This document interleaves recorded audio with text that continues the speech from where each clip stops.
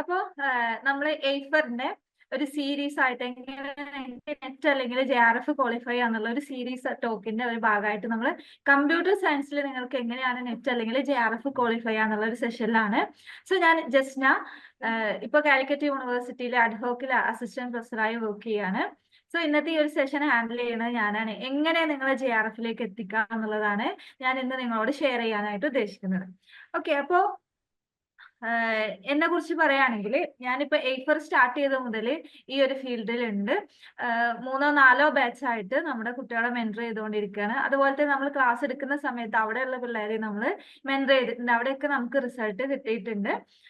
അതുപോലെ ഇപ്പൊ എയ്ഫറിനെ കുറിച്ച് പറയുകയാണെങ്കിൽ എന്താണ് നമുക്കിപ്പോ കേരളത്തില് ഇങ്ങനെ ഒരു റിസൾട്ട് കൊണ്ടുവരുന്നത് ഇപ്പൊ അനീസ് സാറെ കുറിച്ചൊക്കെ ചിലപ്പോൾ നിങ്ങൾ പബ്ലിക് ആയിട്ടുള്ള യൂട്യൂബ് സെഷനിലൊക്കെ കേട്ടിട്ടുണ്ടാവും അല്ലെ. 6 നെറ്റും 2 JRFും ഡിഫറെന്റ് സബ്ജക്റ്റുകളായിട്ട് ക്വാളിഫൈ ചെയ്തിട്ടുള്ള ഒരു സാറാണ്. സാറിനെ കുറിച്ച് കൂടുതലൊക്കെ പറയുകയാണെങ്കിൽ IASന്റെ ട്രെയിനിങ്, പിന്നെ അതുപോലെ തന്നെ ഗവൺമെന്റ് സെക്ടറിൽ ഒരു ജോലി കിട്ടിയിട്ട് അത് ഒഴിവാക്കിയിട്ട് ഒരു പാഷൻ ആയിട്ട് നെറ്റിന്റെ കോച്ചിങ്ങിൽ, അതായത് ഇപ്പൊ ഞാനൊക്കെ ഇപ്പൊ JRF എന്താണ് എയ്ഫറിന്റെ ഒരു ഭാഗമായിട്ടാണ് ഇതിന്റെ നെറ്റ് ക്വാളിഫൈ ചെയ്യുന്നത്. പക്ഷെ അന്ന് നമുക്ക് കമ്പ്യൂട്ടർ സയൻസിന്റെ ക്ലാസ് ഇല്ലായിരുന്നു, ഫസ്റ്റ് പേപ്പർ ഒക്കെ ഉണ്ടായിരുന്നത്. അപ്പൊ അതൊക്കെ ഫോളോ ചെയ്തിട്ട് അതല്ലെങ്കിൽ എന്താണ് അവിടുന്നുള്ള ഇൻസ്ട്രക്ഷൻസ് അല്ലെങ്കിൽ നമുക്ക് കുറെ സജഷൻസ് ഒക്കെ അന്ന് കിട്ടിയിട്ടൊക്കെ ഉണ്ടായിരുന്നു എങ്ങനെയാണ് നമ്മൾ പ്രിപ്പയർ ചെയ്യുന്നത്. പക്ഷെ അന്ന് നമുക്ക് ഒരു ബാച്ച് ഇല്ലായിരുന്നു. പിന്നെ ഈ അടുത്താണ് നമ്മൾ എയ്ഫറിന്റെ കീഴിൽ കമ്പ്യൂട്ടർ സയൻസിന്റെ ബാച്ച് സ്റ്റാർട്ട് ചെയ്തത്. പക്ഷെ നമ്മുടെ റിസൾട്ട് എന്ന് പറയുന്നത് ഒരിക്കലും ബാക്കിലല്ല. ഏറ്റവും സന്തോഷം എന്ന് പറയുന്നത് കഴിഞ്ഞ ബാച്ചിലോ അതിന്റെ മുന്നേ ഉള്ള ബാച്ചിലോ നമുക്ക് JRF വരെ ക്വാളിഫൈ. അപ്പൊ നിങ്ങളുടെ മൈക്ക് ഒന്ന് മ്യൂട്ട് ചെയ്യണേ. അപ്പൊ കമ്പ്യൂട്ടർ സയൻസിൽ മാത്രമല്ല ബാക്കിയുള്ള സബ്ജക്റ്റുകളിലും എന്താണ് ഒരുപാട് വിജയങ്ങൾ കൈവരിച്ചുകൊണ്ട് മുന്നോട്ട് പോയിക്കൊണ്ടിരിക്കുന്ന ഒരു പ്ലാറ്റ്ഫോമാണ് എയ്ഫർ എന്ന് പറയുന്നത്. ഓക്കെ, അപ്പോ ഞാൻ നിങ്ങളുടെ അടുത്ത് ചോദിക്കട്ടെ, നിങ്ങളുടെ കഴിഞ്ഞ പ്രാവശ്യത്തെ നെറ്റ് ക്വാളിഫൈ ചെയ്തിട്ടുണ്ടായിരുന്നു? ഞാനൊരു ഇന്ററാക്റ്റീവ് സെഷൻ ആണ് ഉദ്ദേശിക്കുന്നത്. എന്നും നമ്മൾ അല്ലെങ്കിൽ എപ്പോഴും നമ്മൾ ക്ലാസ് എടുക്കുന്നുണ്ട്. ആ ഒരു ക്ലാസ്സിൽ നിന്ന് മാറിയിട്ട് എനിക്കും വേണ്ടി ഒരു ചേഞ്ച്, ഒരു ഇന്ററാക്റ്റീവ് സെഷൻ ആയിട്ട് നിങ്ങളും കൂടെ ഇന്ററാക്ട് ചെയ്യാം. നിങ്ങൾ കഴിഞ്ഞ പ്രാവശ്യത്തെ നെറ്റിന്റെ എക്സാം അറ്റൻഡ് ചെയ്തിട്ടുണ്ടായിരുന്നോ? എന്തായിരുന്നു നിങ്ങളുടെ എക്സ്പീരിയൻസ്? ജസ്റ്റ് നിങ്ങൾ ആരെങ്കിലും ഒക്കെ ഒന്ന് ഒന്നെങ്കിൽ ചാറ്റ് ബോക്സിൽ ഇടാം, അല്ലെങ്കിൽ ജസ്റ്റ് ഒന്ന് മൈക്ക് ഓൺ ചെയ്ത്. നെറ്റ് എഴുതിയെടുക്കാന്നുണ്ടെങ്കിൽ എഴുതിയെടുക്കാം. നെറ്റ് എഴുതിയെടുക്കണം എന്നുള്ളത്. അപ്പൊ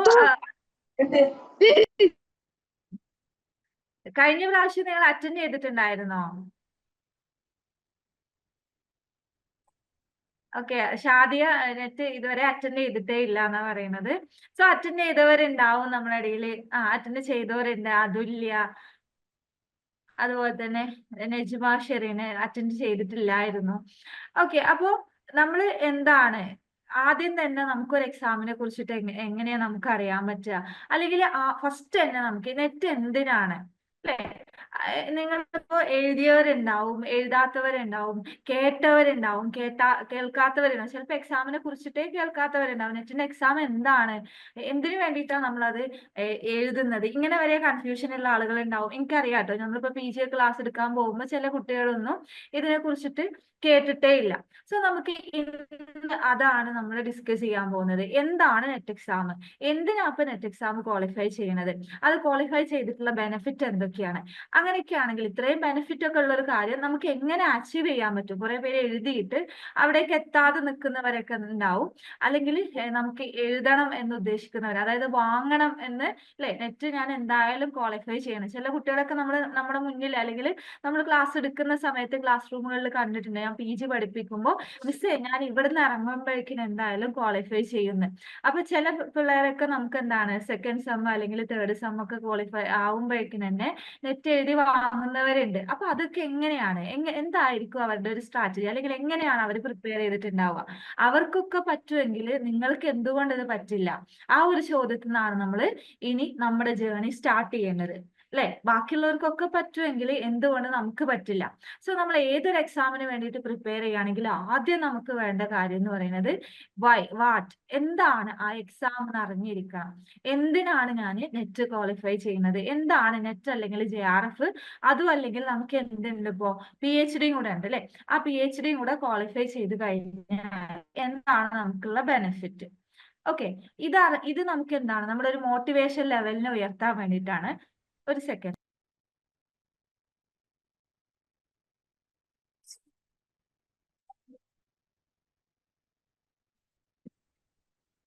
ഓക്കെ, അപ്പൊ ആദ്യം നമുക്ക് അറിഞ്ഞിരിക്കേണ്ടതും അത് തന്നെയാണ്.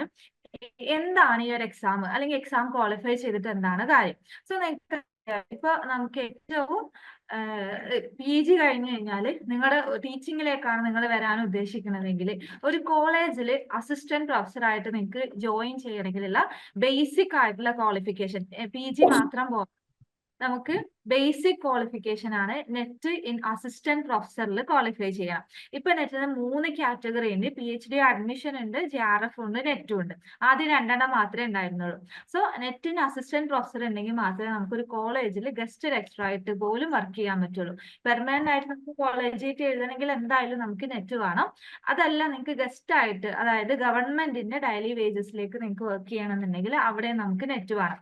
ഇനി അതല്ല നിങ്ങളിപ്പോ പ്രൈവറ്റ് സെക്ടർ അല്ലെങ്കിൽ സെൽഫ് ഫിനാൻസിങ് സെക്ടർ ആണ് നോക്കുന്നുണ്ടെങ്കിൽ നമ്മൾ ഒരു ഇന്റർവ്യൂവിന് പോയാൽ ഒരു പോസ്റ്റിലായിരിക്കും ഇന്റർവ്യൂ നടക്കുന്നുണ്ടാവുക. പക്ഷെ ചുരുങ്ങിയത് ഒരു 10ഓ 50ഓ ആളുകൾ ഒരു പോസ്റ്റിലേക്ക് അവിടെ വന്നിട്ടുണ്ടാവും. അപ്പോൾ അത്രയും കോമ്പറ്റീഷൻ ആണ് നമ്മുടെ ഈ ഒരു ഫീൽഡിൽ ഉള്ളത്. അല്ലെങ്കിൽ പൊതുവെ അത്രയും കോമ്പറ്റേറ്റീവ് ആയിട്ടുള്ള ഒരു ഫീൽഡാണ്. സോ അതിന്ന് ബാക്കിയുള്ളവരിൽ നിന്ന് എന്തെങ്കിലും നമുക്കൊരു ബെനിഫിറ്റ് ഉണ്ടെന്ന് പറയണമെങ്കിൽ നമ്മൾക്ക് അതിലേക്ക് ക്വാളിഫൈ ആവണമെന്നുണ്ടെങ്കിൽ സെൽഫ് ഫിനാൻസിങ്ങിലാണെങ്കിൽ നെറ്റ് ഉള്ളവർക്ക് എന്തുണ്ടാവും, മുൻഗണന ഉണ്ടാവും. ദെൻ എന്താണ് അപ്പൊ PhD അഡ്മിഷൻ എന്ന് പറഞ്ഞാല്?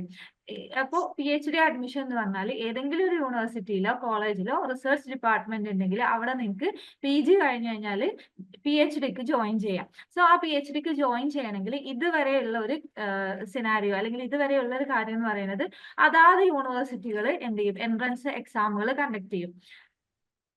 ദെൻ ആ ഒരു എൻട്രൻസിനെ ബേസ് ചെയ്തിട്ടായിരിക്കും അവിടുത്തെ PhD അഡ്മിഷൻ നടക്കുന്നത്. അപ്പോൾ ഇപ്പൊ നിങ്ങൾ കേരള യൂണിവേഴ്സിറ്റിയിലാണെങ്കിൽ അവിടെ പോയിട്ട് നിങ്ങൾക്ക് അവിടുത്തെ എൻട്രൻസ് എക്സാം എഴുതണം. നിങ്ങൾ എന്താണ് MG യൂണിവേഴ്സിറ്റിയിലാണെങ്കിൽ അവിടെ പോയിട്ട് എഴുതണം. ഇനി എന്താണ് കുസാറ്റിലാണെങ്കിൽ അവിടുത്തെ ഒരു എൻട്രൻസ് എക്സാം ഉണ്ടാവും. സോ ഇനി മുതൽ എന്തുണ്ടാവില്ല, ഓരോ യൂണിവേഴ്സിറ്റികൾ നേരിട്ട് നടത്തുന്ന എൻട്രൻസ് എക്സാമുകൾ ഉണ്ടാവില്ല.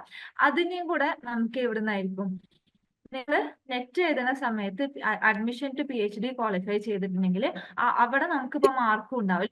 സോ ആ മാർക്കിന്റെ ബേസിലായിരിക്കും നിങ്ങളുടെ സെലക്ഷൻ ഉണ്ടാവും. ഇപ്പൊ തൊട്ട് മുന്നേ, അതായത് ജൂൺ സൈക്കിളിലേക്കുള്ള എല്ലാ യൂണിവേഴ്സിറ്റികളിലും അപ്ലിക്കേഷൻ വിളിച്ചിട്ടുണ്ടായിരുന്നു. അതിന്റെ ഇന്റർവ്യൂസ് ഒക്കെ നടന്നുകൊണ്ടിരിക്കുക PhDന്റെ അഡ്മിഷന്. സോ ആ ഒരു ഇത് നിങ്ങൾ കണ്ടിട്ടുണ്ടാവും. അതിൽ പ്രത്യേകിച്ച് എടുത്ത് പറഞ്ഞിട്ടുണ്ട് 2023 എന്താണ് 2023 നെറ്റ് ക്വാളിഫൈ ചെയ്തവർക്കാണെങ്കിൽ എൻട്രൻസ് എക്സാം അപ്പിയർ ചെയ്യണം. അതല്ലാത്തവർ എന്ത് ചെയ്യണം, അതാത് യൂണിവേഴ്സിറ്റികൾ കണ്ടക്ട് ചെയ്യുന്ന എൻട്രൻസ് എക്സാമുകൾ അറ്റൻഡ് ചെയ്യണം എന്നുള്ളത്. പക്ഷെ ഇനി കുറച്ചും കൂടെ കഴിയുമ്പോൾ എന്താവും, ആ ഒരു എൻട്രൻസ് നിൽക്കും. നമ്മളെ ഡയറക്റ്റ് ആയിട്ട് നമ്മുടെ PhD നിങ്ങൾ ക്വാളിഫൈ ചെയ്തിട്ടുണ്ടെങ്കിൽ മാത്രമേ നിങ്ങൾക്ക് PhDക്ക് അഡ്മിഷൻ കിട്ടുള്ളൂ.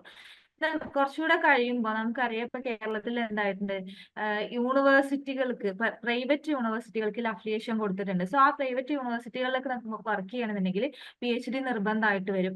അല്ലെങ്കിൽ ഇപ്പോഴുള്ള ഒരു ട്രെൻഡ്, ഇപ്പൊ ഞാനൊക്കെ ഇപ്പൊ യൂണിവേഴ്സിറ്റിയിൽ നിൽക്കുന്ന സമയത്ത് നമ്മൾക്കൊക്കെ ഫീൽ ചെയ്യുന്നത് എന്താണ്, PhD ഇല്ലാതെ ഇനി ഒരു ഫീൽഡിൽ നിൽക്കുക എന്നുള്ളത് പോസിബിൾ അല്ല എന്നുള്ള ഒരു കേസിലേക്കാണ് പോകണം. എല്ലാവരും PhD എടുക്കുമ്പോൾ നമ്മൾ താഴെയായി പോകും. അപ്പൊ നമുക്ക് കിട്ടേണ്ട കുറെ ബെനിഫിറ്റുകൾ നമുക്ക് കിട്ടാതെ ആവും. പക്ഷെ നമുക്ക് എന്താണ്, നമ്മൾ ഉള്ളിൽ നിന്ന് അറിയാം നമുക്ക് ഇതിനൊക്കെ ഉള്ള ക്യാപ്പബിലിറ്റി ഉണ്ടെന്നുണ്ടെങ്കിൽ നമ്മൾ അതിനെ ജോയിൻ ചെയ്യേണ്ടി വരും.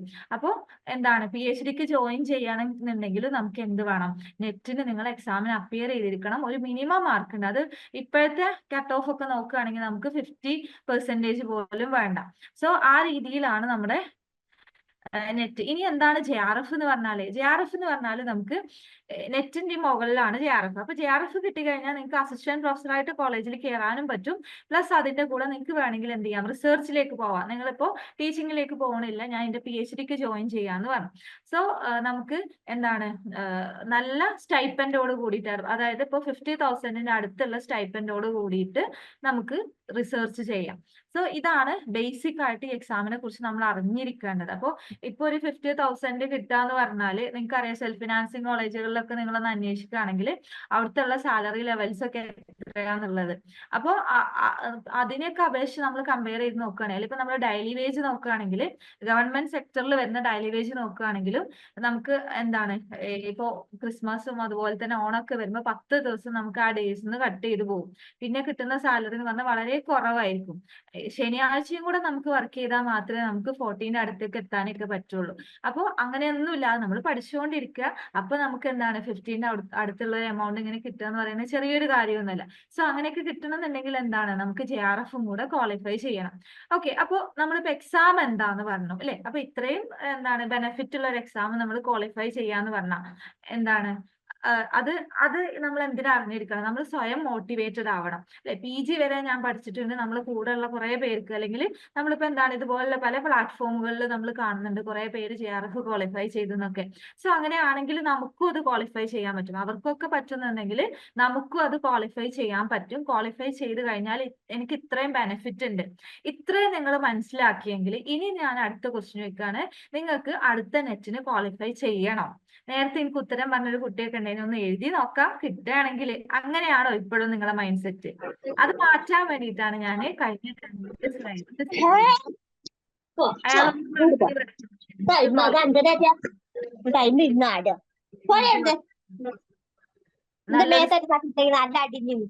ഷെബീല എന്ന് പറഞ്ഞ ആളൊന്ന് മൈക്ക് ഓഫ് ചെയ്യണേ. ഓക്കെ, നേരത്തെ എനിക്ക് ആൻസർ പറഞ്ഞ ഒരാളൊക്കെ ഉണ്ടായിരുന്നു മൈക്ക് ഓൺ ചെയ്തിട്ട്. അപ്പൊ അവരൊക്കെ ഒന്ന് പറയോ നിങ്ങൾക്ക് ഇനി അടുത്ത നെറ്റ് നിങ്ങൾക്ക് വേണം? അപ്പൊ ഫസ്റ്റ് നമ്മൾ ഉണ്ടാക്കിയെടുക്കേണ്ട ഒരു പോയിന്റ് അതാണ്. എന്താണ് നമ്മുടെ മൈൻഡ് സെറ്റ് നമ്മൾ സെറ്റ് ചെയ്ത് വെക്കണം. അടുത്ത പ്രാവശ്യത്തെ നെറ്റ് എക്സാം എന്ന് പറയുന്നത് എനിക്കുള്ളതാണ്. അതായത് ഞാൻ ക്വാളിഫൈ ചെയ്യാൻ വേണ്ടിയിട്ടുള്ളതാണ്. അപ്പോൾ ആ ഒരു മൈൻഡ് നമ്മൾ ആദ്യം സെറ്റ് ചെയ്യാണ് ഫസ്റ്റ് വേണ്ടത്. അപ്പോൾ നമ്മൾ ആ ഒരു തീരുമാനം എടുത്തു അല്ലെ? അടുത്ത പ്രാവശ്യത്തെ നെറ്റ് എക്സാം ഞാൻ സീരിയസ് ആയിട്ട് തന്നെയാണ് നോക്കുന്നത്. അത് എനിക്ക് ക്വാളിഫൈ ചെയ്യാൻ വേണ്ടിയിട്ടുള്ള എക്സാം ആണ് അല്ലെ? നമ്മള് എന്താണ് ചിലപ്പോ നിങ്ങളൊക്കെ വായിച്ചിട്ടുണ്ടാവും, നമ്മളൊരു കാര്യത്തിന് വേണ്ടിയിട്ട് എന്താണ് കൂടുതലായിട്ട് പരിശ്രമിക്കുകയാണ്. ഓക്കെ, അപ്പൊ ഷെബീലൊക്കെ തീരുമാനം എടുത്തു കഴിഞ്ഞു. ഇത് ബാക്കിയുള്ളവരും കൂടെ കാണാട്ടോ. ഞാൻ എന്താണ് മെസ്സേജ് ഇങ്ങനെ ഷെയർ ചെയ്യുന്ന അതിന് വേണ്ടിയിട്ടാണ്. നിങ്ങൾ എല്ലാവരും ഈ ഒരു തീരുമാനം ആദ്യം ഉറപ്പിക്കുകയാണ് വേണ്ടത് അല്ലെ? അപ്പൊ നമ്മളൊരു കാര്യത്തിലേക്ക് അത്രയും അധികം നമ്മൾ ആഗ്രഹിച്ച് വേണ്ട പ്രിപ്പയർ ചെയ്യുന്നുണ്ടെങ്കിൽ തീർച്ചയായിട്ടും നമ്മളെ കൂടെയുള്ള ചുറ്റുപാടുകൾ എന്താണ് നമ്മുടെ കൂടെയുള്ള നമ്മളെ സർക്കംസ്റ്റൻസുകളും അതിലേക്ക് വേണ്ടിയിട്ട് തയ്യാറാവുന്നാണ് പറയുന്നത് അല്ലെ? അത് എനിക്ക് എന്റെ ലൈഫിൽ അത് ഫീൽ ചെയ്തിട്ടുണ്ടായിരുന്നു. ഞാൻ ഫസ്റ്റത്തെ പ്രാവശ്യം നെറ്റ് ക്വാളിഫൈ ചെയ്യുന്ന സമയത്ത് ഞാൻ ആ കൊറോണന്റെ ആ ഒരു ബാച്ചിലാണ് ഞാൻ എക്സാം ക്വാളിഫൈ ചെയ്യുന്നത്. തിരുവനന്തപുരത്ത് പോയിട്ടൊക്കെ എക്സാം ക്വാളിഫൈ ചെയ്യുന്നു. അപ്പൊ അന്ന് ഞാൻ പ്രിപ്പയർ ചെയ്യുമ്പോൾ ചെറിയൊരു മോളെയും കൊണ്ടാണ് ഞാൻ പ്രിപ്പയർ ചെയ്യുന്നത്. ആ ഫസ്റ്റ് ഡേറ്റ് വന്ന സമയത്ത് ഞാൻ വിചാരിച്ച രീതിയിൽ എനിക്ക് റിവിഷൻ നടത്താൻ പറ്റിയില്ല. ഫുൾ കണ്ടന്റ്, അതായത് ഇപ്പൊ PG കഴിഞ്ഞിട്ട് ഞാൻ മോളെ ക്യാരിങ് ആയ സമയത്ത് 1-2 വർഷം ഞാൻ ഗ്യാപ്പ് എടുത്തിട്ടുണ്ടായിരുന്നു. പിന്നെ ഞാൻ പിന്നെയും അതിലേക്ക് പ്രിപ്പയർ ചെയ്ത് വരിക. അപ്പൊ ഓൾറെഡി ഉള്ള സിലബസ് കവർ ചെയ്ത് റിവിഷനും കൂടെ കഴിഞ്ഞാൽ മാത്രമേ നമ്മൾ അതിന് പഠിച്ചു എന്ന് ഉറപ്പായിട്ട് നമുക്ക് പറയാൻ പറ്റുള്ളൂ. പക്ഷെ ഇതിന്റെ റിവിഷൻ കഴിയുന്നതിന് മുന്നേ മോളെയും കൊണ്ടൊക്കെ പഠിക്കുമ്പോൾ നമുക്ക് ടൈം മാനേജ്മെന്റ് ഒക്കെ ഭയങ്കര ഇഷ്യൂ ആയിട്ട് വരും. സോ ആ സമയത്ത് എനിക്ക് ആ ടൈം എനിക്ക് റിവിഷനുള്ള ടൈം കിട്ടിയില്ല.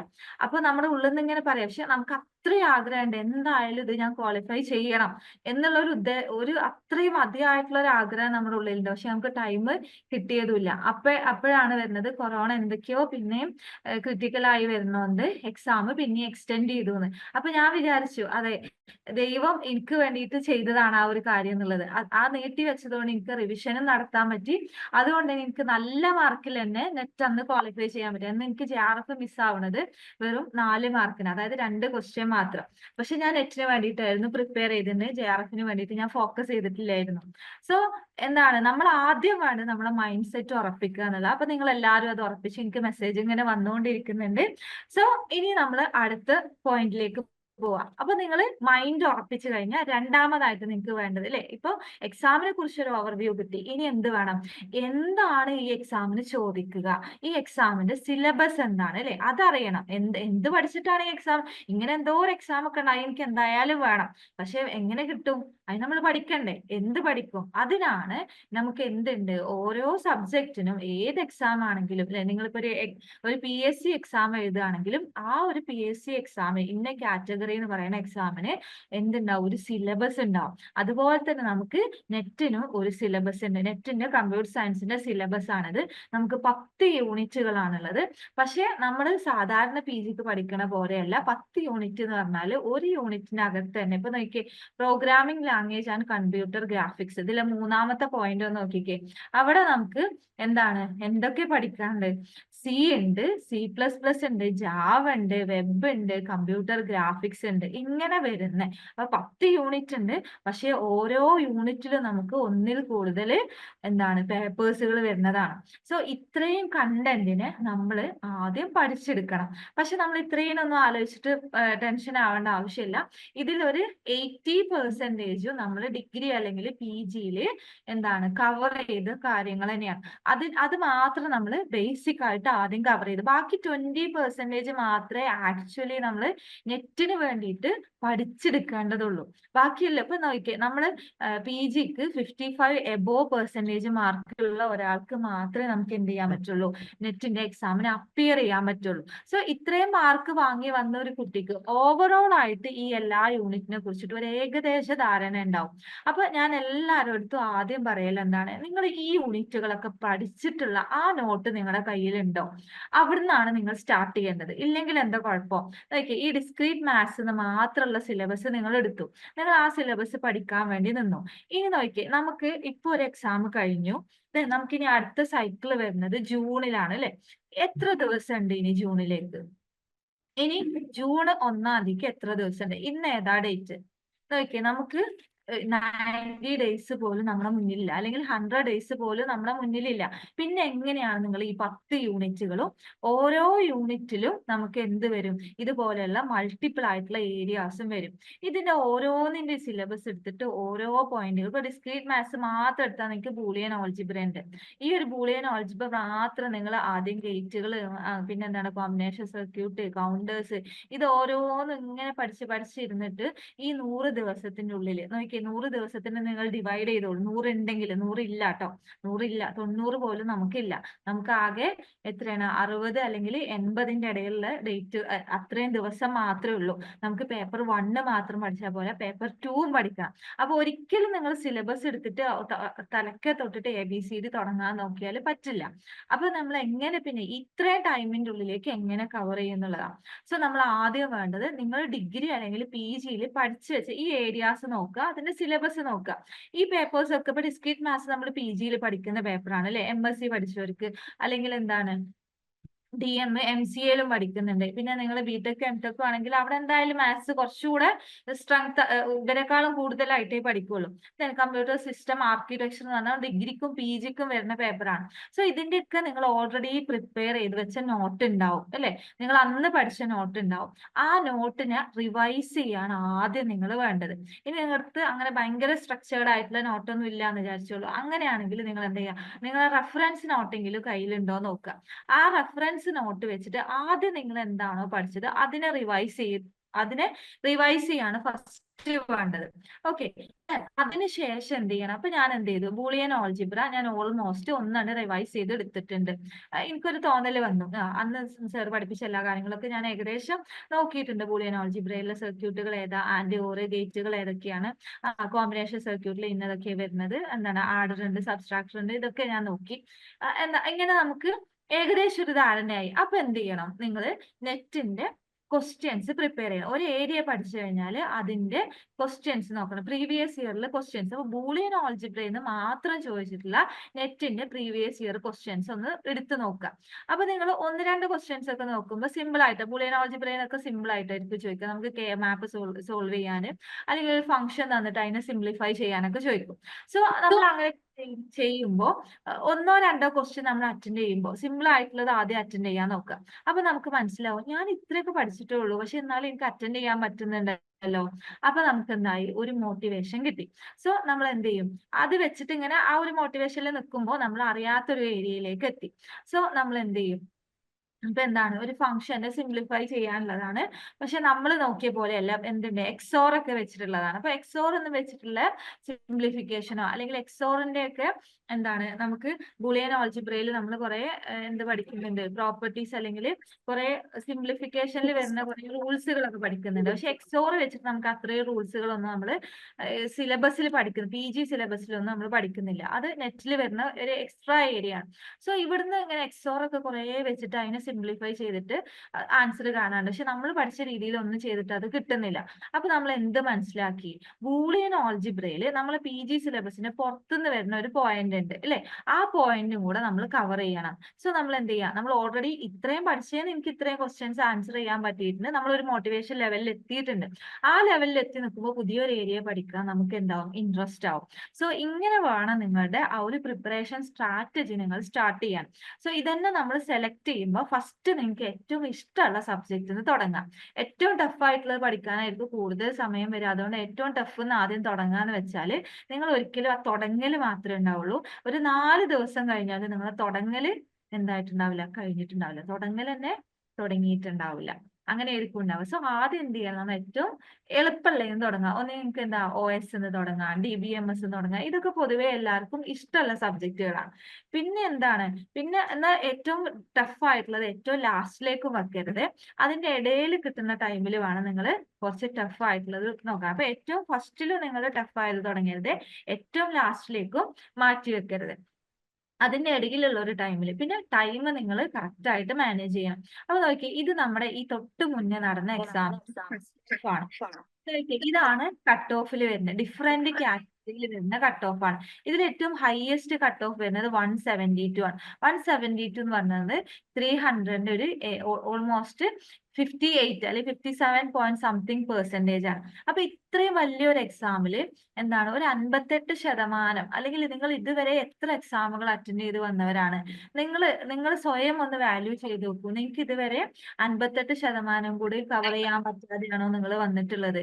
അല്ലല്ലോ. ഇതിൽ എന്തായാലും ഒരു 99% ആളുകളും എന്താണ് ചിലപ്പോ 80യോ അല്ലെങ്കിൽ 75 75 എങ്കിലും കിട്ടിയിട്ടായിരിക്കും നിങ്ങൾ PG അല്ലെങ്കിൽ ഡിഗ്രി ഒക്കെ ക്വാളിഫൈ ചെയ്തിട്ടുണ്ടാവുക. അപ്പൊ നിങ്ങളുടെ എല്ലാവരുടെയും കയ്യിൽ എന്തുണ്ട്, നോളേജ് ഉണ്ട്, കണ്ടന്റ് ഉണ്ട്. ഈ സിലബസിന്റെ ഇപ്പൊ ഒരു 80% അല്ലെങ്കിൽ നമ്മളിപ്പോ കാണിച്ചു തന്ന ഈ ഒരു സിലബസിന്റെ ഒരു 55% അല്ലെങ്കിൽ 70% അറിയാത്തതായിട്ട് PG കഴിയുന്ന ഒരു കുട്ടി ഉണ്ടാവില്ല.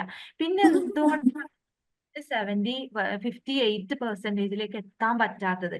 ആ ഒരു ക്വസ്റ്റ്യൻ ആണ് നിങ്ങൾ പിന്നെ അഡ്രസ് ചെയ്യേണ്ടത്. സോ നമ്മൾ സിലബസ് കണ്ടു, സിലബസ് നോക്കണം. പക്ഷെ മാത്രം നിങ്ങൾക്ക് നോക്കിയാൽ പോരാ, സിലബസ് മാത്രം നോക്കിയാൽ പോരാ, പിന്നെ എന്തും കൂടെ നമ്മൾ ചെയ്യണം. അതും കൂടെ നമുക്ക് ഇതിന്റെ കൂടെ ഇങ്ങനെ പറഞ്ഞു വരാം. അപ്പൊ നമ്മൾ എന്തൊക്കെ അറിഞ്ഞു, നമ്മൾ എന്താണ് ഈ എക്സാം എന്ന് അറിഞ്ഞു, ഈ എക്സാം കിട്ടിയിട്ട് എന്തൊക്കെ എന്തൊക്കെ ബെനിഫിറ്റ് ഉള്ളത് നമ്മൾ മനസ്സിലാക്കി. സോ നമുക്ക് ഇത് എന്തായാലും വേണം. അങ്ങനെയാണെങ്കിൽ ഈ എക്സാമിന് വേണ്ടിയിട്ട് എന്താണ് നമ്മൾ പഠിക്കേണ്ടതെന്ന് മനസ്സിലാക്കി. സോ അങ്ങനെ പഠിച്ചു വന്നപ്പോഴാണ് നമ്മളോട് ഇപ്പൊ പറയുന്നത്, നിങ്ങൾ ഈ കണ്ടന്റ് മാത്രം പഠിച്ചിട്ട് കാര്യമില്ല എന്ന്. പിന്നെ എന്താ നമ്മൾ ചെയ്യേണ്ടത്, അതിനാണ് നമുക്കൊരു വെൽ ഡിഫൈൻഡ് ആയിട്ടുള്ള ഒരു പ്രിപ്പറേഷൻ സ്ട്രാറ്റജി തന്നെ വേണം. സോ അതെന്താണ്, അത് നമുക്ക് എങ്ങനെ വേണം എന്നുള്ളതാണ്. സോ നമുക്ക് നോക്കാം. ഫസ്റ്റ് തന്നെ നമ്മൾ വേണ്ടത്, നമ്മൾ ഒരിക്കലും നെറ്റിന് വേണ്ടിയിട്ടാണ് നിങ്ങൾ പഠിക്കണതെങ്കിൽ നെറ്റിന് വേണ്ടി നിങ്ങൾ എയിം വെച്ചിട്ട് കാര്യമില്ല. നിങ്ങൾ JRFിലേക്ക് എയിം വെക്കുക, എന്നാലേ നിങ്ങൾക്ക് നെറ്റിൽ എത്താൻ പറ്റുള്ളൂ. അതായത് നിങ്ങൾ എന്ത് ചെയ്തു, സോ ഞാൻ ഈ ഒരു ഇത് അനലൈസ് ചെയ്ത സമയത്ത് 58% എന്ന് പറഞ്ഞു. സോ ആ ടീച്ചർ പറഞ്ഞല്ലോ 58% നമ്മൾ എന്ത് ചെയ്താൽ മതി, ക്വാളിഫൈ ചെയ്താൽ മതി. അതുകൊണ്ട് ഈ തന്നിരിക്കുന്ന സിലബസിന്റെ ഒരു 58 അല്ലെങ്കിൽ 60% ഞാൻ എന്ത് ചെയ്യണത്, ഫോക്കസ് ചെയ്യണത്. അത്ര കിട്ടിയാൽ ഞാൻ ആ ഒരു രീതിയിൽ നമ്മൾ എന്ത് ചെയ്യാണ്, പ്രിപ്പയർ ചെയ്യാണ്. അങ്ങനെയാണെങ്കിൽ ഞാൻ നിങ്ങൾക്ക് ഇപ്പൊ തന്നെ ഒരു ഉറപ്പ് തരാം, നിങ്ങൾക്ക് ഒരിക്കലും നെറ്റ് ക്വാളിഫൈ ചെയ്യാൻ പറ്റൂല. കാരണം എന്ത്, ഇപ്പോ തൊട്ട് മുന്നേ നടന്ന 2 എക്സാമുകൾ ജൂണും ഡിസംബറും അപ്പിയർ ചെയ്ത ആരെങ്കിലും ഈ കൂട്ടത്തിൽ ഉണ്ടെങ്കിൽ ഞാൻ പറയാതെ തന്നെ അവർക്ക് മനസ്സിലാവും. കാരണം കഴിഞ്ഞ പ്രാവശ്യത്തെ, അതായത് ഇതെന്താണെന്നറിയോ, നമ്മളിങ്ങനെ ഞാനിപ്പോ ഞാൻ 5 നെറ്റും അതുപോലെ തന്നെ ഇപ്പൊ ലാസ്റ്റ് JRFും ക്വാളിഫൈ ചെയ്തു. അപ്പൊ ഞാൻ എല്ലാ എക്സാമുകളും പോയിട്ട് എഴുതും വെറുതെ. എന്ന് വെച്ചാൽ നമുക്ക് ഈ ഒരു പ്ലാറ്റ്ഫോമിൽ വർക്ക് ചെയ്യുന്നതുകൊണ്ട് കുട്ടികളുടെ ക്വസ്റ്റ്യൻ ഡിസ്കസ് ചെയ്യേണ്ടി വരും. ഈ ക്വസ്റ്റ്യൻ പേപ്പറിന്റെ ട്രെൻഡ് എങ്ങനെയാണ്, എങ്ങനെ പോകുന്നത്, ഇതിനൊക്കെ അനുസരിച്ച് നമുക്ക് ക്ലാസ് മാനേജ് ചെയ്ത് പോകേണ്ടി വരും. നമ്മുടെ സ്ലൈഡുകൾ, കണ്ടന്റുകൾ ആ രീതിയിൽ നമുക്ക് പ്രിപ്പയർ ചെയ്യേണ്ടി വരും. അപ്പൊ ഞാൻ എപ്പോഴും എക്സാം എഴുതും. അപ്പൊ എന്താണ്, ഇതൊരു നമുക്ക് ടോം ആൻഡ് ജെറി ഗെയിം പോലെ ഇങ്ങനെ തോന്നും. എന്താണ്, നമ്മൾ ആ ഗെയിമിൽ എന്താ നമ്മുടെ ഇങ്ങനെ എത്തും, പക്ഷെ അവിടെ പോകും. അത് നിങ്ങൾ ആരടുത്തൊക്കെ ചോദിച്ചു നോക്കോളൂ, നെറ്റ് ക്വാളിഫൈ ചെയ്യാൻ വേണ്ടിയിട്ട് പ്രിപ്പയർ ചെയ്തിട്ട് കിട്ടാത്ത ഒരാളുണ്ടെങ്കിൽ അയാൾ പറയും എനിക്ക് ജസ്റ്റ് 1% അല്ലെങ്കിൽ ഒരു 2 മാർക്ക്. ഇപ്പൊ ഞാൻ തന്നെ തൊട്ട് മുന്നേ എന്ത് പറഞ്ഞു, എനിക്ക് അന്ന് JRF പോയത് വെറും 4 മാർക്കിനാ അല്ലെ. അങ്ങനെ പറയുന്ന ഒരുപാട് പേര് നിങ്ങൾക്ക് കാണാൻ പറ്റും. ഒരാളല്ല, രണ്ടാളല്ല, 4 ആളല്ല, ഒരുപാട് പേരുണ്ടാവും. സോ എന്താണ് അവർക്കൊക്കെ പറ്റുന്നത്, ഈ ഒരു 58%-ൽ നിങ്ങൾ പ്രിപ്പയർ ചെയ്താൽ നിങ്ങൾക്ക് എന്ത് പറ്റും, ഇതേപോലെ 2 മാർക്കിനോ 4 മാർക്കിനോ നിങ്ങൾക്ക് ലോസ് ആയി പോകും. സോ നമ്മൾ ഒരിക്കലും നെറ്റിന് നിങ്ങൾ പഠിക്കുന്ന സമയത്ത് നെറ്റിന് ഫോക്കസ് ചെയ്യരുത്, JRF-ലേക്ക് ഫോക്കസ് ചെയ്യുക. സോ JRF-ലേക്ക് ഫോക്കസ് ചെയ്യണമെങ്കിൽ എന്താണ്, ഇവിടെ നോക്കിയാൽ JRF-ന്റെ ഇത് JRF-ന്റെ കട്ട് ഓഫ് ആണ്, ഇതാണ് നെറ്റിന്റെ കട്ട് ഓഫ്. അത് നെറ്റിന് 152 മതി, JRF-ന് 172 ആണ്. അപ്പൊ 20 മാർക്കും കൂടെ കൂടുതലായിട്ട് നമ്മൾ ഫോക്കസ് ചെയ്യാണ് വേണ്ടത്. ഇതിലുള്ളത് തന്നെയാണ് കേട്ടോ PhD, SC ST. ഞാൻ നെറ്റിന്റെ ഇതിൽ നോക്കും PhD ഓൺലി. PhD-ന്റെ ഏതാണ് SC ST വരെയുള്ളത്, പിന്നെ EWS ഇത്ര വരെ ഞാൻ എടുത്തുള്ളൂ. ബാക്കിയുള്ളത് ഞാൻ നോക്കിയില്ല. ആ ഒരു PDF നിങ്ങൾക്ക് ഗൂഗിളിൽ അവൈലബിൾ ആണ് കേട്ടോ. ഇതിന്റെ കമ്പ്യൂട്ടർ സയൻസ് ആപ്ലിക്കേഷന്റെ ആ ഒരു കംപ്ലീറ്റ് എല്ലാ സബ്ജക്റ്റിന്റെയും എല്ലാ കാറ്റഗറീസിന്റെയും എന്തുണ്ട് കട്ട് ഓഫ് അവൈലബിൾ. അപ്പൊ 134-ന് താഴെ ആയിരിക്കും, അത് 134-ന്റെ താഴെയാണ്. അപ്പൊ നോക്കിയേ, കട്ട് ഓഫ് വേണ്ടത് 198 ആണ്. കട്ട് ഓഫ് വന്നത് JRF-ന്റെ 198 ആണ്, നെറ്റിന് 172. സോ നിങ്ങൾ 172 ഫോക്കസ് ചെയ്ത് പഠിച്ചാൽ അടുത്ത പ്രാവശ്യത്തെ നെറ്റ് ഷുവർ ആയിട്ട് നിങ്ങൾക്ക് കിട്ടില്ല. പക്ഷെ നിങ്ങൾ എന്താണ് 198 ഫോക്കസ് ചെയ്ത് പഠിച്ചാൽ നിങ്ങൾക്ക് അടുത്ത പ്രാവശ്യത്തെ നെറ്റ് നിങ്ങൾക്ക് കിട്ടും. അപ്പൊ നമ്മൾ പഠിക്കുന്നത് എങ്ങനെ ആവണം, അടുത്ത പ്രാവശ്യം JRF-ലേക്ക് ഫോക്കസ് ചെയ്തിട്ടാണ് നമ്മൾ പഠിക്കുന്നത്, എന്നാലേ നമ്മൾ നെറ്റിൽ ക്വാളിഫൈ ആവുള്ളൂ. കാരണം എന്താണ്, അതിനെ എഫക്ട് ചെയ്യുന്ന ഡിഫറെന്റ് ആയിട്ടുള്ള റീസൺസ് ഉണ്ട്. ഒന്ന് എന്താ, ഇപ്പൊ അടുത്തുള്ള 2 എക്സാമുകൾ അറ്റൻഡ് ചെയ്തവർക്കാണെങ്കിൽ മനസ്സിലാവും. ജൂണും ഡിസംബറും അപ്പിയർ ചെയ്തവർ ഇവിടെ ഉണ്ടെങ്കിൽ അവർക്ക് അത് മനസ്സിലായിട്ടുണ്ടാവും, സ്വന്തം എക്സ്പീരിയൻസ് മനസ്സിലായിട്ടുണ്ടാവും. എന്താണ്, നമുക്ക് ജൂണിലെ സൈക്കിൾ എന്ന് പറയുന്നത് ഏറ്റവും സിമ്പിൾ ആയിട്ടുള്ള ക്വസ്റ്റ്യൻസ് മാത്രമാണ് ഉണ്ടായിരുന്നത്. സോ അന്നത്തെ കട്ട് ഓഫ് എന്ന് പറയുന്നത് ഇതിലും കൂടുതലായിരുന്നു, ഹൈ കട്ട് ഓഫ് വന്നിട്ടുണ്ടായിരുന്നു. ബട്ട് എന്താണ്, സിമ്പിൾ എക്സാം ആയിരുന്നു. അപ്പൊ ആ ഒരു ക്വസ്റ്റ്യൻ പേപ്പർ നോക്കുമ്പോൾ നമുക്ക് മനസ്സിലാവും ഇത് ഇത്രയും സിമ്പിൾ ആണോ. അപ്പൊ നമ്മൾ എന്ത് ചെയ്യും, നമ്മൾ ഇൻ കേസ് നമ്മൾ ആ ഒരു എക്സാം അറ്റൻഡ് ചെയ്തിട്ടില്ല, നമ്മൾ എന്താ നമ്മളെ ഫ്രണ്ടിന്റെ അടുത്ത് അവര് ക്വസ്റ്റ്യൻ പേപ്പർ കളക്ട് ചെയ്തിട്ട് നമ്മൾ നോക്കി, ഇത് കുറേ സിമ്പിൾ എക്സാം ആണല്ലോ. അപ്പൊ നോക്കുമ്പോൾ ഇത്രയും കട്ട് ഓഫ് മതി, അപ്പൊ എന്തായാലും എനിക്ക് എത്താൻ കഴിയും, അതിന് വേണ്ടിയിട്ട് നമ്മൾ പ്രിപ്പയർ ചെയ്തു. പക്ഷെ ഇപ്രാവശ്യത്തെ എക്സാം അറ്റൻഡ് ചെയ്തവരുണ്ടെങ്കിൽ ഡിസംബറിലെ എക്സാം രണ്ടും 2 രീതിയിലാണ് ഉണ്ടായിരുന്നത് ക്വസ്റ്റ്യൻ. അത് അത്രയും സിമ്പിൾ ക്വസ്റ്റ്യൻസ് ആയിരുന്നെങ്കിൽ ഇതെന്തായിരുന്നു, കുറച്ചൊരു കടുകട്ടിയുള്ള ക്വസ്റ്റ്യൻസ് ആണ് വന്നത്.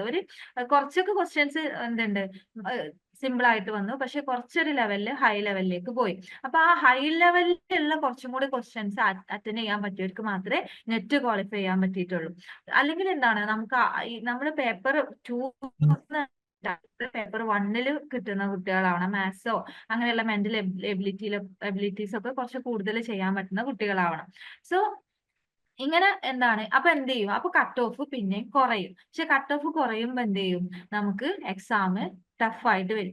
ഇനി എന്ത് ചെയ്യും, അല്ലെങ്കിൽ ഇതേ ലെവലിൽ തന്നെ ക്വസ്റ്റ്യൻ ചോദിച്ചു എന്ന് വിചാരിച്ചു, ജൂണിലും ഡിസംബറിലും ഒരേ ലെവലിലാണ് ക്വസ്റ്റ്യൻ വന്നത്. അപ്പൊ നമ്മൾ എന്ത് ചെയ്തു, നമ്മൾ ഫോക്കസ് ചെയ്ത മാർക്ക് 172 ആണ്.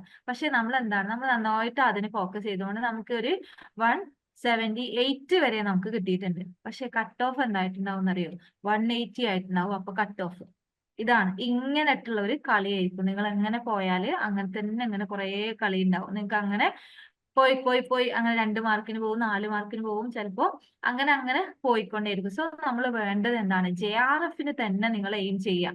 ചിലപ്പോ നമുക്ക് എന്ത് ചെയ്യും, നമ്മൾ കറക്റ്റ് അതിന് വേണ്ടിയിട്ട് തന്നെ ഫോക്കസ് ചെയ്താൽ നമുക്ക് JRF കിട്ടിയാൽ നമുക്ക് അത്രയും ബെനിഫിറ്റ് തന്നെയാണുള്ളത്. സോ നിങ്ങൾ JRF-ന് ഫോക്കസ് ചെയ്തിട്ട് പഠിക്കുക. അപ്പൊ എങ്ങനെ നമ്മൾ JRF-ന് വേണ്ടി ഫോക്കസ് ചെയ്യാന്നുള്ളതാണ്. സോ ഫസ്റ്റ് വേണ്ടത് തന്നെയാണ്, എല്ലാവരും വിചാരിക്കും നമുക്ക് എന്താണ് നമ്മുടെ സബ്ജക്റ്റ് ആണല്ലോ ഏറ്റവും ഇമ്പോർട്ടന്റ്, സോ അതിന് നമ്മൾ നല്ല ഇമ്പോർട്ടൻസ് കൊടുത്തിട്ട് പഠിക്കാം. അപ്പൊ അത് മാത്രം പോരാ, നമ്മൾ എന്ത് ചെയ്യണം, നമ്മൾ രണ്ട് പേപ്പറിനും നിങ്ങൾ ഒരേപോലെ ഫോക്കസ് ചെയ്തിട്ട് പഠിക്കണം. നിങ്ങൾക്ക് പേപ്പർ 1ന് 100 മാർക്കും പേപ്പർ 2ന് നമുക്ക് 200 മാർക്കുമാണ്. അപ്പോൾ ഓരോ പേപ്പറിലും ഇത്ര മിനിമം ക്വാളിഫൈ ചെയ്യണമെന്ന് നിർബന്ധമൊന്നുമില്ല. നമുക്ക് ടോട്ടൽ ആയിട്ടാണ് ഈ ഒരു എത്ര കിട്ടേണ്ടത്. ഇപ്പൊ നേരത്തെ എക്സാമിനാണെങ്കിൽ നമ്മൾ എത്ര കട്ട് ഓഫ് കണ്ടത്? നമ്മൾ തൊട്ട് മുന്നുള്ള എക്സാമിന്റെ കട്ട് ഓഫ് നെറ്റിന് വന്നത് എത്രയാണ്? 172 ആണ് നമുക്ക് എവിടെ വന്നത്?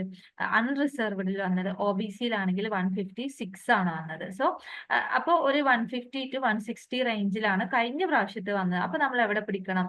ഒരു 180യിൽ ഞാൻ ഇത് രണ്ടും ക്വാളിഫൈ ചെയ്ത് ഇത് രണ്ടും വാങ്ങിയെടുക്കും. 180 കിട്ടും എന്നുള്ളത്. സോ നമ്മൾ എന്ത് ചെയ്യണം? പേപ്പർ 1ഉം പേപ്പർ 2ഉം നമ്മൾ നോക്കുക. ഇതിൽ ഓരോ നിലയിലുള്ള യൂണിറ്റുകൾ നോക്കുക. ഈ ഓരോ യൂണിറ്റിലും നമുക്ക് എത്രത്തോളം പോർഷൻസ് എവിടെ കൂടുതൽ ഫോക്കസ് ചെയ്യാൻ പറ്റും നോക്കാം. അപ്പൊ നിങ്ങൾക്ക് എന്തുണ്ടാവും? പേപ്പർ 2 നോക്കുമ്പോൾ കുറെ സബ്ജക്റ്റുകൾ നിങ്ങൾക്ക് അറിയുന്നതാണെങ്കിൽ നിങ്ങൾ പേപ്പർ 2ൽ നന്നായിട്ട് ഫോക്കസ് ചെയ്യാം. പക്ഷെ അത് വിചാരിച്ച് പേപ്പർ 1 നമ്മൾ ഒഴിവാക്കരുത്. പേപ്പർ 1ലൊക്കെ നമുക്ക് വെറും ഷോർട്ട് ആയിട്ട് കിട്ടുന്ന കുറെ ഏരിയാസ് ഉണ്ട്. ഇപ്പൊ ഫോർ എക്സാമ്പിൾ എന്താണ്? നമുക്ക് ഉണ്ടല്ലോ ഇൻഫോർമേഷൻ ആൻഡ് കമ്മ്യൂണിക്കേഷൻ ടെക്നോളജി.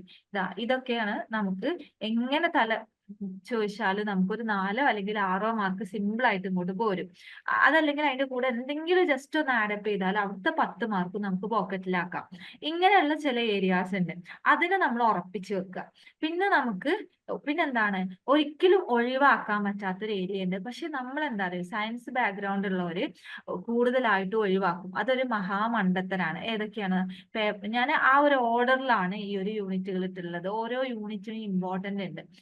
ഇതെന്താണ്? ഇതിനെയാണ് നമ്മൾ ഫോക്കസ് ഏരിയ എന്ന് പറയാം. ഇങ്ങനെയുള്ള ഫോക്കസ് ഏരിയ ഫൈൻഡ് ഔട്ട് ചെയ്ത് നമ്മൾ പഠിക്കണം. പക്ഷെ ഒരാൾക്ക് ഇപ്പൊ നിങ്ങളിപ്പോ എത്ര നമ്മൾ ഡേയ്സ് നോക്കിയത്? 70 ഡേയ്സ് അപ്പൊ നമ്മളെ മുന്നിലുണ്ട്. ആ 70 ഡേയ്സിന്റെ ഉള്ളിൽ ഫോക്കസ് ഏരിയ ഫൈൻഡ് ഔട്ട് ചെയ്യാന്ന് പറഞ്ഞാൽ കുറച്ച് ടഫാണ്. കാരണം നമ്മൾ ചുരുങ്ങിയത് ഒരു 10 ക്വസ്റ്റ്യൻ പേപ്പർ എങ്കിലും അനലൈസ് ചെയ്താലേ നമുക്ക് ഫോക്കസ് ഏരിയ ഫൈൻഡ് ഔട്ട് ചെയ്യാൻ പറ്റുള്ളൂ. ഇതൊക്കെ നമ്മൾ കുറെ എക്സാമുകൾ അറ്റൻഡ് ചെയ്തു, അല്ലെങ്കിൽ കുറെ നമ്മൾ ക്ലാസ് എടുത്തു, കുറെ ക്വസ്റ്റ്യൻ പേപ്പർ നമ്മൾ പ്രിപ്പയർ ചെയ്തു, കുറെ ക്വസ്റ്റ്യൻ പേപ്പർ ഡിസ്കഷൻസ് നമ്മൾ കണ്ടക്ട് ചെയ്തതെന്നൊക്കെ നമ്മൾ മനസ്സിലാക്കിയതാണ്.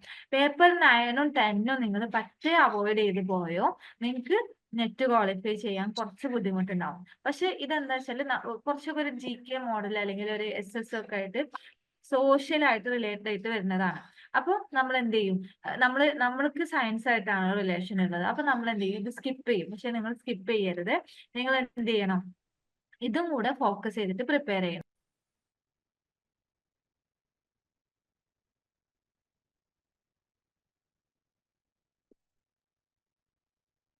ഓക്കെ, അപ്പോ ഇത് രണ്ടും നിങ്ങൾ ഒരിക്കലും ഒഴിവാക്കരുത്. പക്ഷെ ഇത് നമ്മൾ പഠിച്ചു വിചാരിച്ച് അവിടുന്ന് ഫുൾ മാർക്ക് നമുക്ക് ക്വാളിഫൈ ചെയ്യാൻ പറ്റില്ല. പക്ഷെ നിങ്ങൾ ഇത് സ്കിപ്പ് ചെയ്ത് പോയാൽ നമുക്ക് കുറെ മാർക്ക് അവിടുന്ന് പോവുകയും ചെയ്യും. സോ ഇതെന്തായാലും നിങ്ങൾ പഠിക്കാൻ പറ്റുന്ന അത്രയും ഭാഗം എന്തായാലും പഠിക്കുക. ബേസിക് ആയിട്ടുള്ള കാര്യങ്ങളെങ്കിലും കവർ ചെയ്യാം. പിന്നെ ലോജിക്കൽ റീസണിംഗ് എന്നൊക്കെ പറയുമ്പോൾ നമുക്ക് മാത്തമാറ്റിക്കൽ എബിലിറ്റി ഉള്ള ആളുകൾക്കൊക്കെ ഒന്നൊന്ന് ഫോക്കസ് ചെയ്താൽ കിട്ടും. പിന്നെ ടീച്ചിങ് ആപ്റ്റിറ്റ്യൂഡ് ഒന്ന് വായിച്ചിട്ട് പോവാം. കാരണം ടീച്ചിങ് ആപ്റ്റിറ്റ്യൂഡ് ഇപ്പൊ കുറച്ചൊക്കെ ഇൻഡെപ്തിൽ പോകുന്നുണ്ട്. അപ്പോൾ നമ്മൾ പഠിച്ചിട്ട് തന്നെ പോവാം. പിന്നെ റിസർച്ച് ആണെങ്കിൽ റിസർച്ച് നമ്മൾ സ്റ്റാറ്റിക് ഒക്കെ പഠിച്ചവർക്ക് അറിയുന്നുണ്ടാവും എങ്ങനെയാണ് റിസർച്ചിന്റെ സ്റ്റെപ്പുകൾ, എന്തൊക്കെയാ മാത്തമാറ്റിക്കൽ ടൂൾസ് ആണ് അവിടെ എന്നൊക്കെ ഉള്ളത്. പക്ഷെ എന്നാലും നമുക്ക് പഠിച്ചെടുക്കാൻ പറ്റുന്ന ഒരു ഏരിയ ആണ്. പിന്നെ കമ്മ്യൂണിക്കേഷൻ എന്ന് പറഞ്ഞാൽ ടീച്ചിങ് ആപ്റ്റിറ്റ്യൂഡിന്റെ പോലെ തന്നെയാണ്. അത് BEd പഠിച്ചു വരുന്നവർക്കാണ് ആ ഒരു ഏരിയ ഉള്ളത്. നമ്മൾ അതിനായിട്ടിരുന്ന് പഠിക്കണം. ടീച്ചിങ് ആപ്റ്റിറ്റ്യൂഡും കമ്മ്യൂണിക്കേഷനും റിസർച്ച് ആപ്റ്റിറ്റ്യൂഡും ഒക്കെ നമ്മൾ ഇരുന്ന് പഠിച്ചാൽ നമുക്ക് കിട്ടും. പഠിച്ചാൽ നമുക്ക് ആൻസർ ചെയ്യാൻ പറ്റും. പിന്നെ ഇതൊക്കെ നമുക്ക് ഷുവർ ആയിട്ട് കിട്ടുന്നതാണ്. നമ്മളൊന്ന് ജസ്റ്റ് ക്വസ്റ്റ്യൻ എങ്ങനെയാ നോക്കുക. ഇതിന്റെ കണ്ടന്റ് നമ്മളെ കയ്യിലുണ്ട്. പക്ഷെ അതിന്റെ ക്വസ്റ്റ്യൻ ആക്കി കിട്ടണം എന്നുണ്ടെങ്കിൽ പ്രീവിയസ് ഇയർ ക്വസ്റ്റ്യൻ തന്നെ നോക്കണം. നിങ്ങൾ സിലബസ് മാത്രം പഠിച്ചാൽ പോരാന്ന് ഞാൻ നേരത്തെ പറഞ്ഞിട്ടുണ്ടായിരുന്നു. സോ സിലബസ് മാത്രം പഠിച്ചാൽ പോരാ, അതിന്റെ കൂടെ ക്വസ്റ്റ്യൻ എങ്ങനെയാന്ന് കൂടെ പഠിച്ചാലേ നമുക്ക് 2 മാർക്ക് അതിൽ നിന്ന് കിട്ടുള്ളൂ. മാർക്ക് കിട്ടണമെന്നുണ്ടെങ്കിൽ ക്വസ്റ്റ്യൻ എങ്ങനെയാന്നും കൂടെ നമ്മൾ അറിയണം. പിന്നെ ഈ ഒരു 3 കാര്യവും ആണ് നമുക്ക് ഏറ്റവും സിമ്പിൾ ആയിട്ട് കിട്ടും. മാത്തമാറ്റിക്കൽ റീസണിങ്, ഡാറ്റ ഇന്റർപ്രിട്ടേഷൻ, അല്ലെ? ഇത് രണ്ടും പ്യുവർ മാത്സ് മാത്രമാണ്. അതായത് ഇപ്പോൾ കമ്പ്യൂട്ടർ സയൻസ് വരെ എത്തിയ ഒരു കുട്ടിക്ക് എന്തായാലും മാത്സ് അറിയാതെ ഇരിക്കില്ല. +2 തൊട്ട് അവർ മാത്സിലേക്ക് ഫോക്കസ് ചെയ്ത് പഠിക്കുന്നവരായിരിക്കും. അവർക്ക് എന്തായാലും ആവറേജും പെർസെന്റേജും ഒക്കെ വെച്ചിട്ടുള്ള കാൽക്കുലേഷൻസ് ആണ് ചെയ്യാണ്ടാവുക. ഇതെന്തായാലും നമുക്ക് കിട്ടും. പക്ഷെ ഓവർ കോൺഫിഡൻസിൽ നമ്മൾ ഒന്നും നോക്കാതെ പോയാൽ നമുക്ക് അവിടുന്ന് വരുന്ന 10 മാർക്കും പോവുകയും ചെയ്യും. അപ്പൊ എന്ത് ചെയ്യണം? നമുക്ക് കിട്ടുന്ന ഏരിയയിൽ നമ്മൾ പ്രീവിയസ് ഇയർ ക്വസ്റ്റ്യൻസ് പ്രാക്ടീസ് ചെയ്യണം. വിത്തിൻ ദ ടൈമിന്റെ ഉള്ളിലാണ് നമുക്ക് ആൻസർ കിട്ടേണ്ടത്. അല്ലാതെ നമുക്ക് എപ്പോഴെങ്കിലും ആൻസർ കിട്ടിയിട്ട് കാര്യമില്ല. ഇപ്പൊ ഞാനൊക്കെ ചില എക്സാം എഴുതിയാണ്ട് പുറത്തിറങ്ങുമ്പോൾ ഞാൻ വിചാരിക്കും അതല്ലെങ്കിൽ ഞാൻ പിന്നെ അന്ന് തന്നെ വന്നിട്ടോ അല്ലെങ്കിൽ 2 ദിവസം കഴിയുമ്പോൾ ആ ഒരു കംപ്ലീറ്റ് ക്വസ്റ്റ്യൻ പേപ്പർ ഞാൻ ആൻസർ ചെയ്തിട്ടുണ്ടാവും. അടുത്ത ലൈവിൽ കയറിയിട്ട് കുട്ടികളുടെ ഡിസ്കഷന് ഈ കംപ്ലീറ്റ് ക്വസ്റ്റ്യൻ പേപ്പർ. പക്ഷെ ഞാൻ തന്നെ അപ്രാവശ്യത്തെ JRF പോലും ക്വാളിഫൈ ചെയ്തിട്ടില്ല. പക്ഷെ JRFന്റെ കട്ട് ഓഫ് എത്രയേ ഉള്ളൂ? 70 അല്ലെങ്കിൽ 80% ഉള്ളൂ. എന്നിട്ടാണ് ബാക്കിയുള്ള എല്ലാ ക്വസ്റ്റ്യനും ഞാൻ കിടന്ന് അറ്റൻഡ് ചെയ്യുന്നത്, ഞാൻ ആൻസർ ചെയ്യുന്നത്. അപ്പൊ അത് ആർക്കും പറ്റും. 4 മണിക്കൂർ, ഈ 3 മണിക്കൂർ എക്സാം എന്നുള്ളത് 4 5 മണിക്കൂർ തന്നു കഴിഞ്ഞാൽ ഈ എക്സാം അറ്റൻഡ് ചെയ്തതിന്റെ ഒരു 80% ആളുകളും ക്വാളിഫൈ ചെയ്യും. കാരണം എന്താണ്, അതില് ഈ എക്സാം അറ്റൻഡ് ചെയ്യാൻ പോകുന്നതിൽ ഒരു 70 അല്ലെങ്കിൽ 60-70% ആളുകൾ ഇങ്ങനെ ടീച്ചേഴ്സ് ആയിട്ട് ക്ലാസ് എടുത്തുകൊണ്ടിരിക്കുന്നവരായിരിക്കും.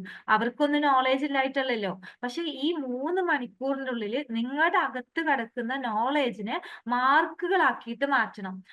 അതെന്താണ്, അത് വേറൊരു കഴിവ് തന്നെയാണ്. അതും കൂടെ ഉണ്ടെങ്കിൽ മാത്രമേ, ചിലപ്പോ നമ്മളെക്കാൾ നോളേജ് ഉള്ള ആളുകൾ ഉണ്ടാവും എക്സാം എഴുതുന്നവർ. അവർക്ക് എന്താണ്, അത്ര പെട്ടെന്ന് അങ്ങോട്ട് ചെയ്യാനോ അല്ലെങ്കിൽ ചിലപ്പോൾ ആ സമയത്ത് ഒരു എക്സാമിനെ കുറിച്ചുള്ള ഒരു ഭയോ അല്ലെങ്കിൽ അന്ന് അവരുടെ വീട്ടിലുണ്ടായ എന്തെങ്കിലും കാര്യം കൊണ്ട് മെന്റലി ഡിസ്റ്റർബ്ഡ് ആയതോ ഇങ്ങനെ എന്തെങ്കിലും, അല്ലെങ്കിൽ ഫിസിക്കൽ അസുഖമുള്ള ആളുകളോ അങ്ങനെ എന്തെങ്കിലുമൊക്കെ കാരണം കൊണ്ടായിരിക്കും.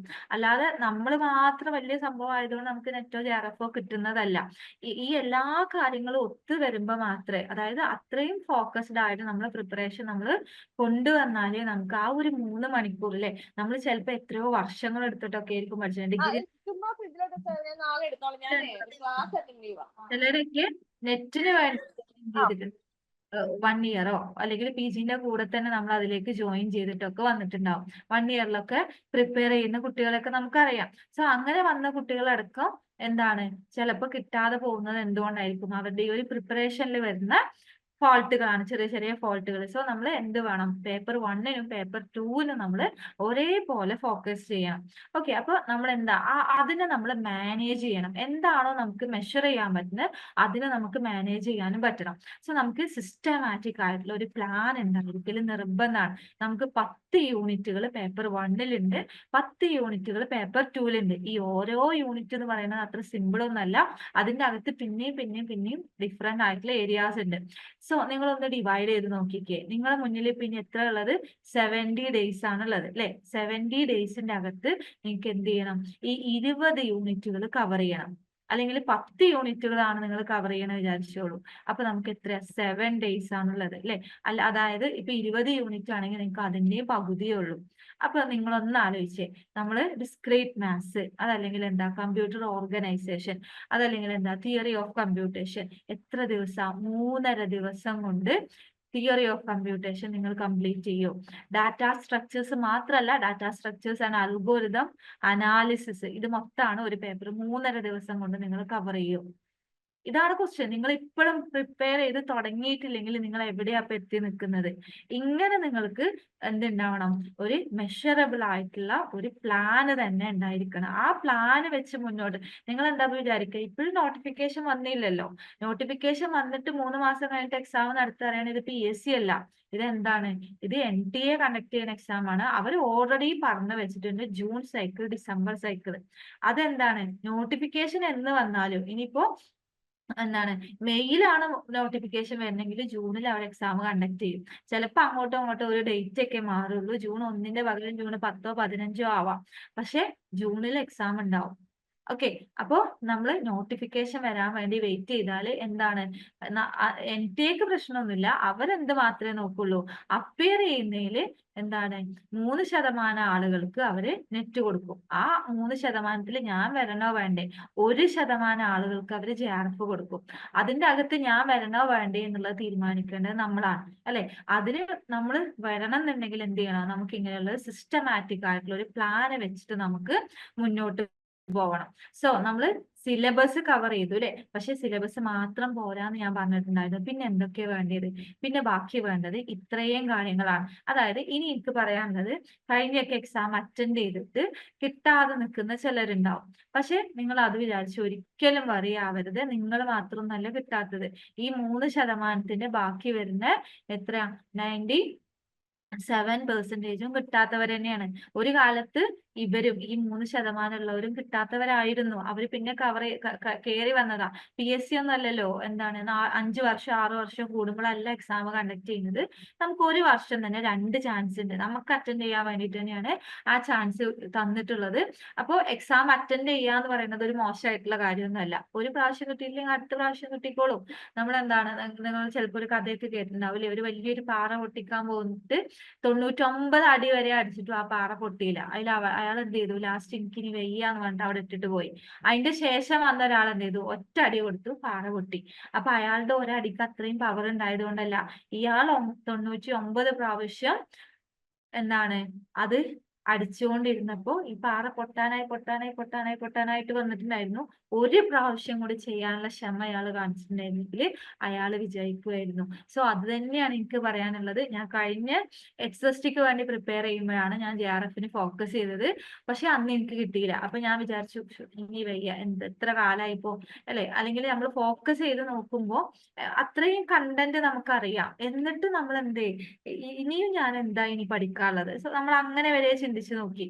കാരണം എന്താണ്, ഇപ്പൊ കഴിഞ്ഞ 2 ടേം നമ്മൾ എക്സാം നോക്കുകയാണെങ്കിൽ പുതിയ ഏരിയാസ് ഇൻട്രൊഡ്യൂസ് ചെയ്തിട്ടില്ല. ഇതിന്റെ ഇപ്പൊ 2019 അല്ലെങ്കിൽ ഇപ്പൊ ഇപ്പൊ ക്വസ്റ്റ്യൻ പേപ്പറിന്റെ പാറ്റേൺ മാറിയിട്ടുണ്ട്. അതിന്റെ മുന്നുള്ള രീതി എന്താണെന്ന് വെച്ചാൽ ARFന് പഠിക്കണം എന്നുണ്ടെങ്കിൽ നമ്മൾ എക്സ്ട്രാ കുറച്ച് പോയിന്റ് ആഡ് ചെയ്ത് പഠിക്കേണ്ടി വരും. പക്ഷെ ഇപ്രാവശ്യം ഇപ്പത്തെ 2 പ്രാവശ്യം അങ്ങനെയല്ല. നിങ്ങൾ എക്സ്ട്രാ പോയിന്റിലേക്കല്ല ഫോക്കസ് ചെയ്യേണ്ടത്, നിങ്ങൾ നിങ്ങളുടെ സ്പീഡിലേക്കാണ് ഫോക്കസ് ചെയ്യേണ്ടത്. ഓക്കെ, അപ്പൊ എന്താണ്, ലാസ്റ്റത്തെ ആ ഒരു ടൈം അറ്റൻഡ് ചെയ്യാതെ ഞാനിപ്പോ എന്ത് ചെയ്യാണ്, അന്ന് ഞാൻ അത്രയും ഫോക്കസ് ചെയ്തിട്ടുണ്ട്. HSTക്കൊക്കെ വേണ്ടി എന്ന് പറയുമ്പോൾ A to Z നമ്മൾ എല്ലാ സബ്ജക്റ്റുകളും ബേസിക് ലെവലിലാണ് നോക്കുക. നമുക്ക് ഹയർ ലെവൽ വേണ്ട. PSC എക്സാമിന്റെ ഒരു പ്രത്യേകത അതാണ്, നമുക്ക് ഹയർ ലെവലിലുള്ള കൺസെപ്റ്റ് അല്ല ചോദിക്കുക, ബേസിക് ലെവലിലാണ്. പക്ഷെ നമ്മൾ ചില സബ്ജക്റ്റുകളൊക്കെ നമ്മൾ പഠിച്ച് പോയി നമ്മൾ ഹയർ ലെവൽ, ഇപ്പൊ PGക്ക് ക്ലാസ് എടുക്കുന്ന ലെവലിലേ നമുക്ക് അത് അറിയുള്ളൂ. അതിന്റെ ഏറ്റവും ബേസിക് ചിലപ്പോൾ നമ്മൾ മറന്നുപോയിണ്ടാവും. പക്ഷെ HSTക്ക് വേണ്ടിയായപ്പോ ആ ഭാഗം വരെ നമ്മൾ കവർ ചെയ്ത് പോന്നു. പിന്നെ നമ്മൾ നെറ്റിന്റെ ക്ലാസ് കണ്ടിന്യൂ ചെയ്യുന്നതുകൊണ്ട് ആ ലെവലിൽ നമ്മൾ നോക്കുക. അപ്പൊ കണ്ടന്റ് ബേസ് നമ്മൾ അത്രയും നോക്കിയിട്ടും നമുക്കിത് കിട്ടിയില്ല. അത്രയും നമ്മുടെ മൈൻഡ് നമ്മളെ ബാക്കിലേക്ക് വലിക്കും. എന്നിട്ട് ഞാൻ ലാസ്റ്റ് വരെ ഞാൻ അപ്ലൈ ചെയ്തിട്ടില്ല. ലാസ്റ്റ് ഡേയിൽ പോയിട്ടാണ് അപ്ലൈ ചെയ്യുന്നത്. അതെന്താ വെച്ചാല് എന്തോ അപ്പൊ ഒരു ഉൾവിളി തോന്നി. അപ്പൊ ഞാൻ ചെയ്യുന്നില്ല എന്ന് വിചാരിച്ചു തന്നെ നിൽക്കുകയായിരുന്നു. സോ ഇത് ഞാൻ പറയണത് എന്തിനു വേണ്ടിയിട്ടാണ്, നിങ്ങൾക്കൊക്കെ ഉള്ള മോട്ടിവേഷൻ ആണ്. അതായത് ഈ ഫെയിലിയർ എന്ന് പറയുന്നത്, ഒരു പരാജയം എന്ന് പറയുന്ന ഒരു സംഭവം അല്ല. പരാജയങ്ങൾ വാങ്ങിയിട്ട് തന്നെയാണ് എല്ലാവരും എവിടെയെങ്കിലും ഒക്കെ എത്തിയിട്ടുള്ളത്. അല്ലെ, നിങ്ങൾക്ക് അങ്ങനെയൊക്കെ കുറെ ബിസിനസ്സസിന്റെ സ്റ്റോറി ഒക്കെ നിങ്ങൾ കേട്ടിട്ടുണ്ടാവും. അതൊക്കെ പറഞ്ഞ് ഞാൻ ബോറടിപ്പിക്കുന്നില്ല. ഇത്രയേ ഉള്ളൂ. എന്താണ്, തോൽക്കാൻ വേണ്ടിയിട്ടുള്ളത് തന്നെയാണ്. അതിന് വേണ്ടിയിട്ടാണ് NTA ഒരു വർഷം തന്നെ 2 ഒക്കെ വെച്ചത്. അങ്ങനെ തന്നെ നിങ്ങൾ വിചാരിച്ചോളൂ. അല്ലെങ്കിൽ ആരെങ്കിലും ഒക്കെ ഒരു എക്സാം ഒരു വർഷം തന്നെ 2 ചാൻസ് ഒക്കെ തരും. അത് NTAക്ക് തന്നെ അറിയും കുറെ പേര് തോൽക്കും എന്നുള്ളത്. ആ തോൽക്കണയിലാണ് നമ്മളും പെട്ടത്. ആയിക്കോട്ടെ, അടുത്ത പ്രാവശ്യം NTA നമുക്ക് തന്നിട്ടുണ്ട് ചാൻസ്, പോയി എഴുതിക്കോളൂ, നമുക്കുള്ളത് തന്നെയാണ്. അപ്പൊ ആദ്യം അതാണ്, നിങ്ങൾ ഒരിക്കലും ഡൗൺ ആവരുത്. ഓക്കെ, ദെൻ ഇനി എന്താണ് സിലബസ് എന്നുള്ള കാര്യം നമ്മൾ നോക്കി. ഇനി എന്തും കൂടെ വേണം.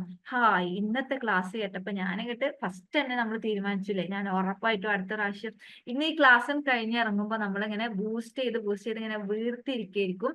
എന്നിട്ട് ഇന്ന് പോയിട്ട് തന്നെ ആകെ 3.5 ദിവസമുള്ള ഒരു സബ്ജക്റ്റിന്, എനിക്ക് ഏറ്റവും ഇഷ്ടമുള്ള സബ്ജക്ട് എന്താണ്, അന്ന് ഡിഗ്രിക്കും PGക്കും മിസ് പഠിപ്പിച്ചപ്പോൾ എനിക്ക് അത്ര ഇഷ്ടമായിട്ടുണ്ടായിരുന്നു OS ആണ്, അല്ലെങ്കിൽ DBMS ആണ്. ഫുൾ അങ്ങോട്ട് എടുത്തു ഒരു നോട്ട്ബുക്ക്, ഡിഗ്രിയിലെ ഫുള്ള് നോട്ട്ബുക്ക് ഇന്ന് തന്നെ നോക്കിയാൽ തീർത്തു. അപ്പൊ എന്താണ്, നമ്മൾ അത്രയും മോട്ടിവേറ്റഡ് ആണ്, അവിടെ പോയി ഫുള്ള് പഠിച്ചു. 2 ദിവസം കുഴപ്പമില്ലായിരുന്നു. പക്ഷെ 3-ാമത്തെ ദിവസം ഇനിയിപ്പോ ഇത്രയൊക്കെ പഠിക്കണം, അത് കിട്ടുമായിരിക്കും അല്ലെ. അപ്പോഴാണ് നമ്മളെ ഫ്രണ്ട് ആരെ വിളിക്കുന്നത്, നമ്മളൊന്ന് പോയാലോ ഔട്ടിങ്ങിന്. അപ്പൊ ഇന്നത്തെ പഠനം കിടക്കട്ടെ, മടക്കി വെച്ചു.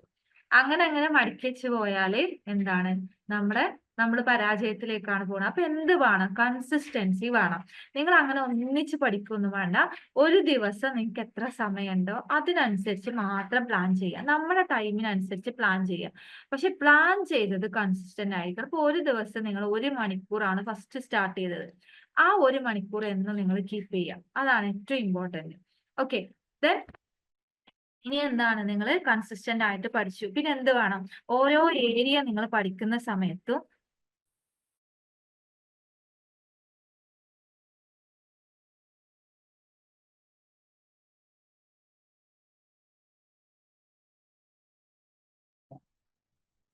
ഓക്കെ. അപ്പൊ എന്ത് വേണം? നമ്മൾ ഓരോ സിലബസിന്ന് ഓരോ പോയിന്റുകൾ പഠിക്കുമ്പോഴും അതിന്റെ കൂടെയുള്ള പ്രീവിയസ് ഇയർ ക്വസ്റ്റ്യൻസ് കൂടെ നോക്കണം. സോ ഇത് പറഞ്ഞാല് നമ്മൾ ഒരാൾ ഒറ്റയ്ക്ക് ഇരുന്ന് പഠിക്കുമ്പോൾ കുറച്ചൊരു ടഫുള്ള സംഭവമാണ്. കാരണം എന്താണ്? നമ്മൾ ഏത് ഏരിയ ആണോ പഠിച്ചത് ആ ഏരിയയിൽ നിന്ന് പ്രീവിയസ്ലി ചോദിച്ചിട്ടുള്ള ക്വസ്റ്റ്യൻസ് കണ്ടെത്തണം. ഗൂഗിളിൽ എന്തായാലും അത് ഉണ്ടാവും. പക്ഷെ അത് എവിടുന്ന് കിട്ടും എന്നുള്ള സോഴ്സുകൾ നമ്മൾ അന്വേഷിച്ച് കണ്ടെത്തണം. നിങ്ങളുടെ മുന്നിൽ അത്രയും ടൈം ഉണ്ടെങ്കിൽ നിങ്ങൾക്ക് അത് സ്വയം കണ്ടെത്താം. പക്ഷെ അതിനാണ് നമ്മളെ പ്ലാറ്റ്ഫോമിൽ നമ്മൾ എന്ത് ചെയ്യുന്നുണ്ട്, നിങ്ങൾക്ക് സിലബസ് കറക്റ്റ് ആയിട്ട് എല്ലാ ടോപ്പിക്കും കവർ ചെയ്ത് തരും. നിങ്ങളെ കൺസിസ്റ്റൻസി ഉറപ്പ് വരുത്താൻ വേണ്ടിയിട്ട് 24/7 ഹവേഴ്സ് നിങ്ങൾക്ക് മെന്റൽ സപ്പോർട്ട് ഉണ്ടാവും.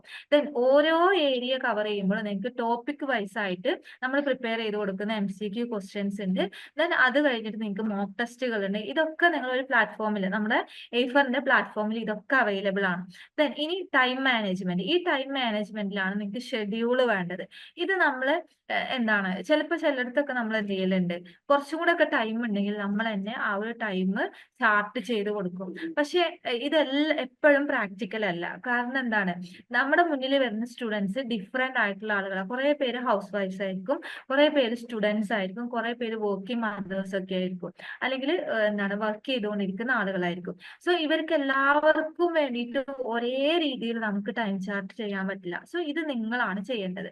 നിങ്ങൾ എന്ത് ചെയ്യണം, ഇനി നിങ്ങളുടെ മുന്നിൽ എത്ര ഡേയ്സ് ഉണ്ട്, അതിനനുസരിച്ച് നിങ്ങൾക്ക് എത്ര യൂണിറ്റുകൾ കവർ ചെയ്യണം, അതിൽ ഏതൊക്കെ യൂണിറ്റുകൾ നിങ്ങൾക്ക് സിമ്പിൾ ആണ്, അതിനനുസരിച്ച് നിങ്ങൾക്ക് സിമ്പിൾ ആയിട്ടുള്ള ഏരിയ നിങ്ങൾ കുറച്ച് ദിവസം കൊടുത്താൽ മതി.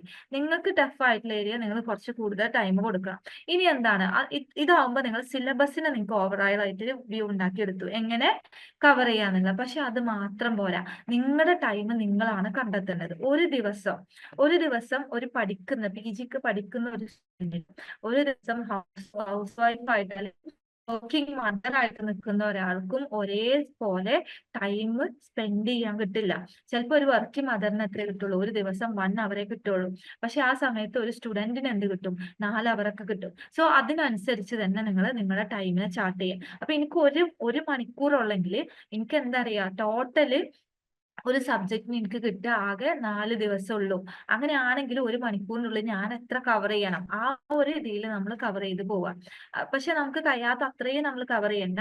പിന്നെ എന്ത് ചെയ്യും, നമ്മൾ ഈ ഒരു മണിക്കൂർ എന്നുള്ളത് പതിയെ ഇപ്പൊ നമ്മുടെ വീട്ടിലെ ആളുകളൊക്കെ സപ്പോർട്ടും കൂടെ വേണം നമുക്ക്. നിങ്ങളൊരു വർക്കിംഗ് മദറൊക്കെ ആണെങ്കിൽ അപ്പൊ അവരെയും കൂടെ കാര്യങ്ങൾ ബോധ്യപ്പെടുത്തിയിട്ട് എക്സാമിന്റെ അടുത്തേക്ക് പോകുമ്പോൾ 1 അവർ ഉള്ളതൊന്ന് 2 അവർ ഇരിക്കാൻ നിങ്ങൾ മാക്സിമം നോക്കുക. അപ്പൊ ചിലപ്പോൾ നിങ്ങളുടെ ഉറക്കം നിങ്ങൾ കുറച്ച് കുറക്കേണ്ടി വരും. ചിലപ്പോൾ നിങ്ങളുടെ പാർട്ട്ണറെയും കൂടെ നിങ്ങൾ എന്താണ് വീട്ടു ജോലിയിലൊക്കെ ഒന്ന് ഹെൽപ്പ് ചെയ്യാൻ വേണ്ടിയിട്ട് റിക്വസ്റ്റ് ചെയ്യേണ്ടി വരും. അല്ലെങ്കിൽ എന്താണ്, ഇപ്പൊ നമ്മൾ മാരീഡ് ആയിട്ടുള്ള ആള് സ്വന്തം വീട്ടിൽ പോകുമ്പോൾ കുറച്ചുകൂടെ നമുക്ക് വർക്കൊക്കെ ബാലൻസ് ചെയ്യാൻ പറ്റും. സോ അങ്ങനെ എന്തെങ്കിലും ഓപ്ഷൻസ് നിങ്ങൾ നോക്കേണ്ടി വരും. ആരെങ്കിലും ഒക്കെ കൂടെ നമ്മളെ സപ്പോർട്ട് ചെയ്യാൻ ആരെങ്കിലും ഒക്കെ ഉണ്ടെങ്കിൽ അവരെയും കൂടെ നിങ്ങൾ ഡിപ്പെൻഡ് ചെയ്യേണ്ടി വരും. അങ്ങനെ നിങ്ങൾ ടൈം കൂട്ടിയെടുക്കുക. പിന്നെ അടുത്താവുമ്പോൾ 3 അവർ എടുക്കുക. പിന്നെ എക്സാമിന്റെ അടുത്തൊക്കെ അടുത്തടുത്ത് വരുന്നതിനനുസരിച്ച് നിങ്ങൾ ഒരു ഡേയിലൊക്കെ 5 hours ഒക്കെ പറ്റുമെങ്കിൽ അത് വെച്ചിട്ട് ഇങ്ങനെ നിങ്ങൾ ഒരു ദിവസം എനിക്ക് എത്ര ടൈം അതിനനുസരിച്ചുള്ള നിങ്ങൾ എന്ത് ചെയ്യാം, പ്രിപ്പയർ ചെയ്യാം. ഓക്കെ. അപ്പൊ നമ്മൾ സിലബസ് കവർ ചെയ്യണം. അത് കഴിഞ്ഞിട്ട് എന്ത് ചെയ്യണം, സിലബസ് കവർ ചെയ്ത് കഴിഞ്ഞാൽ നമ്മൾ കൺസിസ്റ്റൻസി, നമ്മൾ ടൈം ചാർട്ട് ഉണ്ടാക്കണം. ആ ചാർട്ട് കൺസിസ്റ്റന്റ് ആയിട്ട് ഫോളോ ചെയ്യണം. ദെൻ പഠിച്ച ഓരോ ഏരിയന്റെയും പ്രീവിയസ് ഇയർ ക്വസ്റ്റ്യൻസുകൾ പ്രിപ്പയർ ചെയ്യണം. ദെൻ ഇനി എന്താണ്, ഇനി നമുക്ക് നിങ്ങൾ ഏതെങ്കിലും ഒരു പ്ലാറ്റ്ഫോമിൽ നിങ്ങൾ ജോയിൻ ചെയ്തു. പക്ഷെ ആ റിസോഴ്സുകൾ, അവിടെ തന്നിരിക്കുന്ന റിസോഴ്സുകൾ, അതിന് നമുക്ക് മെന്റർ സപ്പോർട്ട് ഉണ്ട്. എന്നാലും മെന്റർ പറഞ്ഞാലും കേൾക്കാതെ നിൽക്കുകയാണെങ്കിൽ അല്ലെ, അതായത് നമുക്ക് കിട്ടുന്ന കണ്ടന്റുകൾ മാക്സിമം യൂട്ടിലൈസ് ചെയ്യാന്നുള്ളതാണ്. അപ്പൊ നിങ്ങൾ നമ്മൾ ഇങ്ങനെയുള്ള ഒരു പ്ലാറ്റ്ഫോം ഡിപ്പെൻഡ് ചെയ്യുന്നില്ലെങ്കിൽ എന്താണ്, നിങ്ങൾക്ക് അഡിക്വേറ്റ് ആയിട്ടുള്ള റിസോഴ്സുകൾ കിട്ടിക്കൊള്ളണമെന്നില്ല.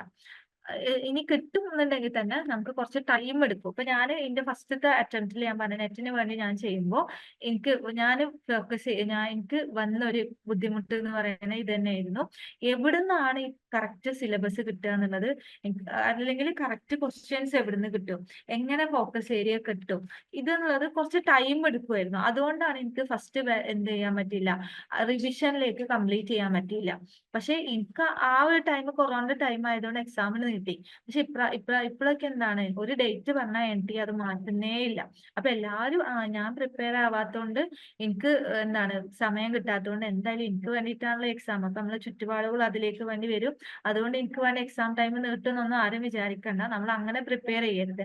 നമ്മൾ എന്ത് വേണം, ഈ കിട്ടുന്ന റിസോഴ്സുകൾ നമ്മൾ, അല്ലെങ്കിൽ ഈ ടൈമിന്റെ ഉള്ളിൽ നിങ്ങൾക്ക് റിസോഴ്സ് കിട്ടുമെന്ന് നിങ്ങൾ ഉറപ്പ് വരുത്തണം. നിങ്ങൾക്ക് സ്വയം അത് കണ്ടെത്താൻ പറ്റിയില്ലെങ്കിൽ നമുക്ക് A4 പോലെയുള്ള പ്ലാറ്റ്ഫോമുകൾ ഡിപ്പെൻഡ് ചെയ്തിട്ട് നിങ്ങൾ അത് മാക്സിമം യൂട്ടിലൈസ് ചെയ്യാം. ഇനിയിപ്പോ എന്താണ്, ഇനിയിപ്പോ നിങ്ങൾ ഒരു ചെറിയൊരു ട്രിക്ക് ഞാൻ പറഞ്ഞുതരാം. നമുക്ക് എല്ലാ കോച്ചിങ്ങിന്റെ ഒക്കെ ആപ്പുകൾ അവൈലബിൾ ആണ്. ഇപ്പൊ A4-ൻ്റെതാണെങ്കിലൊക്കെ നിങ്ങൾക്ക് ആപ്പുകൾ അവൈലബിൾ ആണ്. ആപ്പ് നിങ്ങൾക്ക് പ്ലേ സ്റ്റോറിൽ പോയിട്ട് ഫ്രീ ആയിട്ട് ഡൗൺലോഡ് ചെയ്യാം.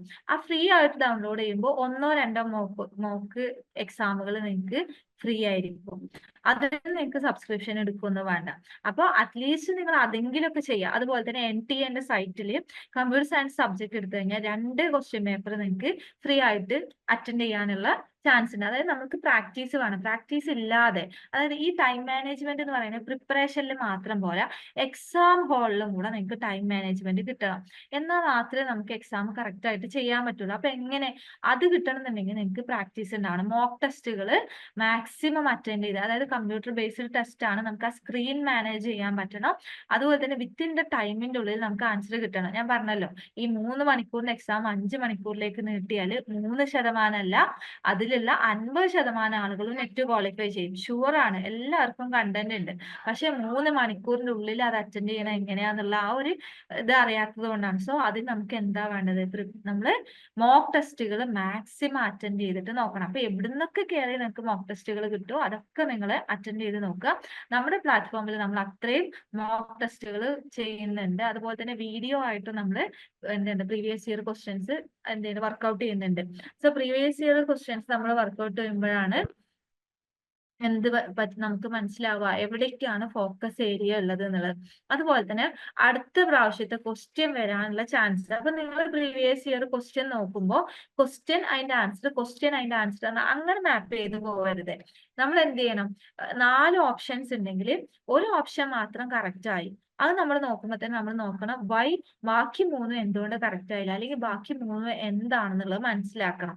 ഓക്കെ, അപ്പൊ മാത്രമേ അടുത്ത എക്സാമിനുള്ള ക്വസ്റ്റ്യൻ വരും. ഒരിക്കലും പ്രീവിയസ് ഇയറിലെ ക്വസ്റ്റ്യൻസ് അതുപോലെ റിപ്പീറ്റ് ചെയ്യല്ല ചെയ്യാം, പക്ഷെ സെയിം ഏരിയ റിപ്പീറ്റ് ചെയ്യാണ് ചെയ്യുന്നത്.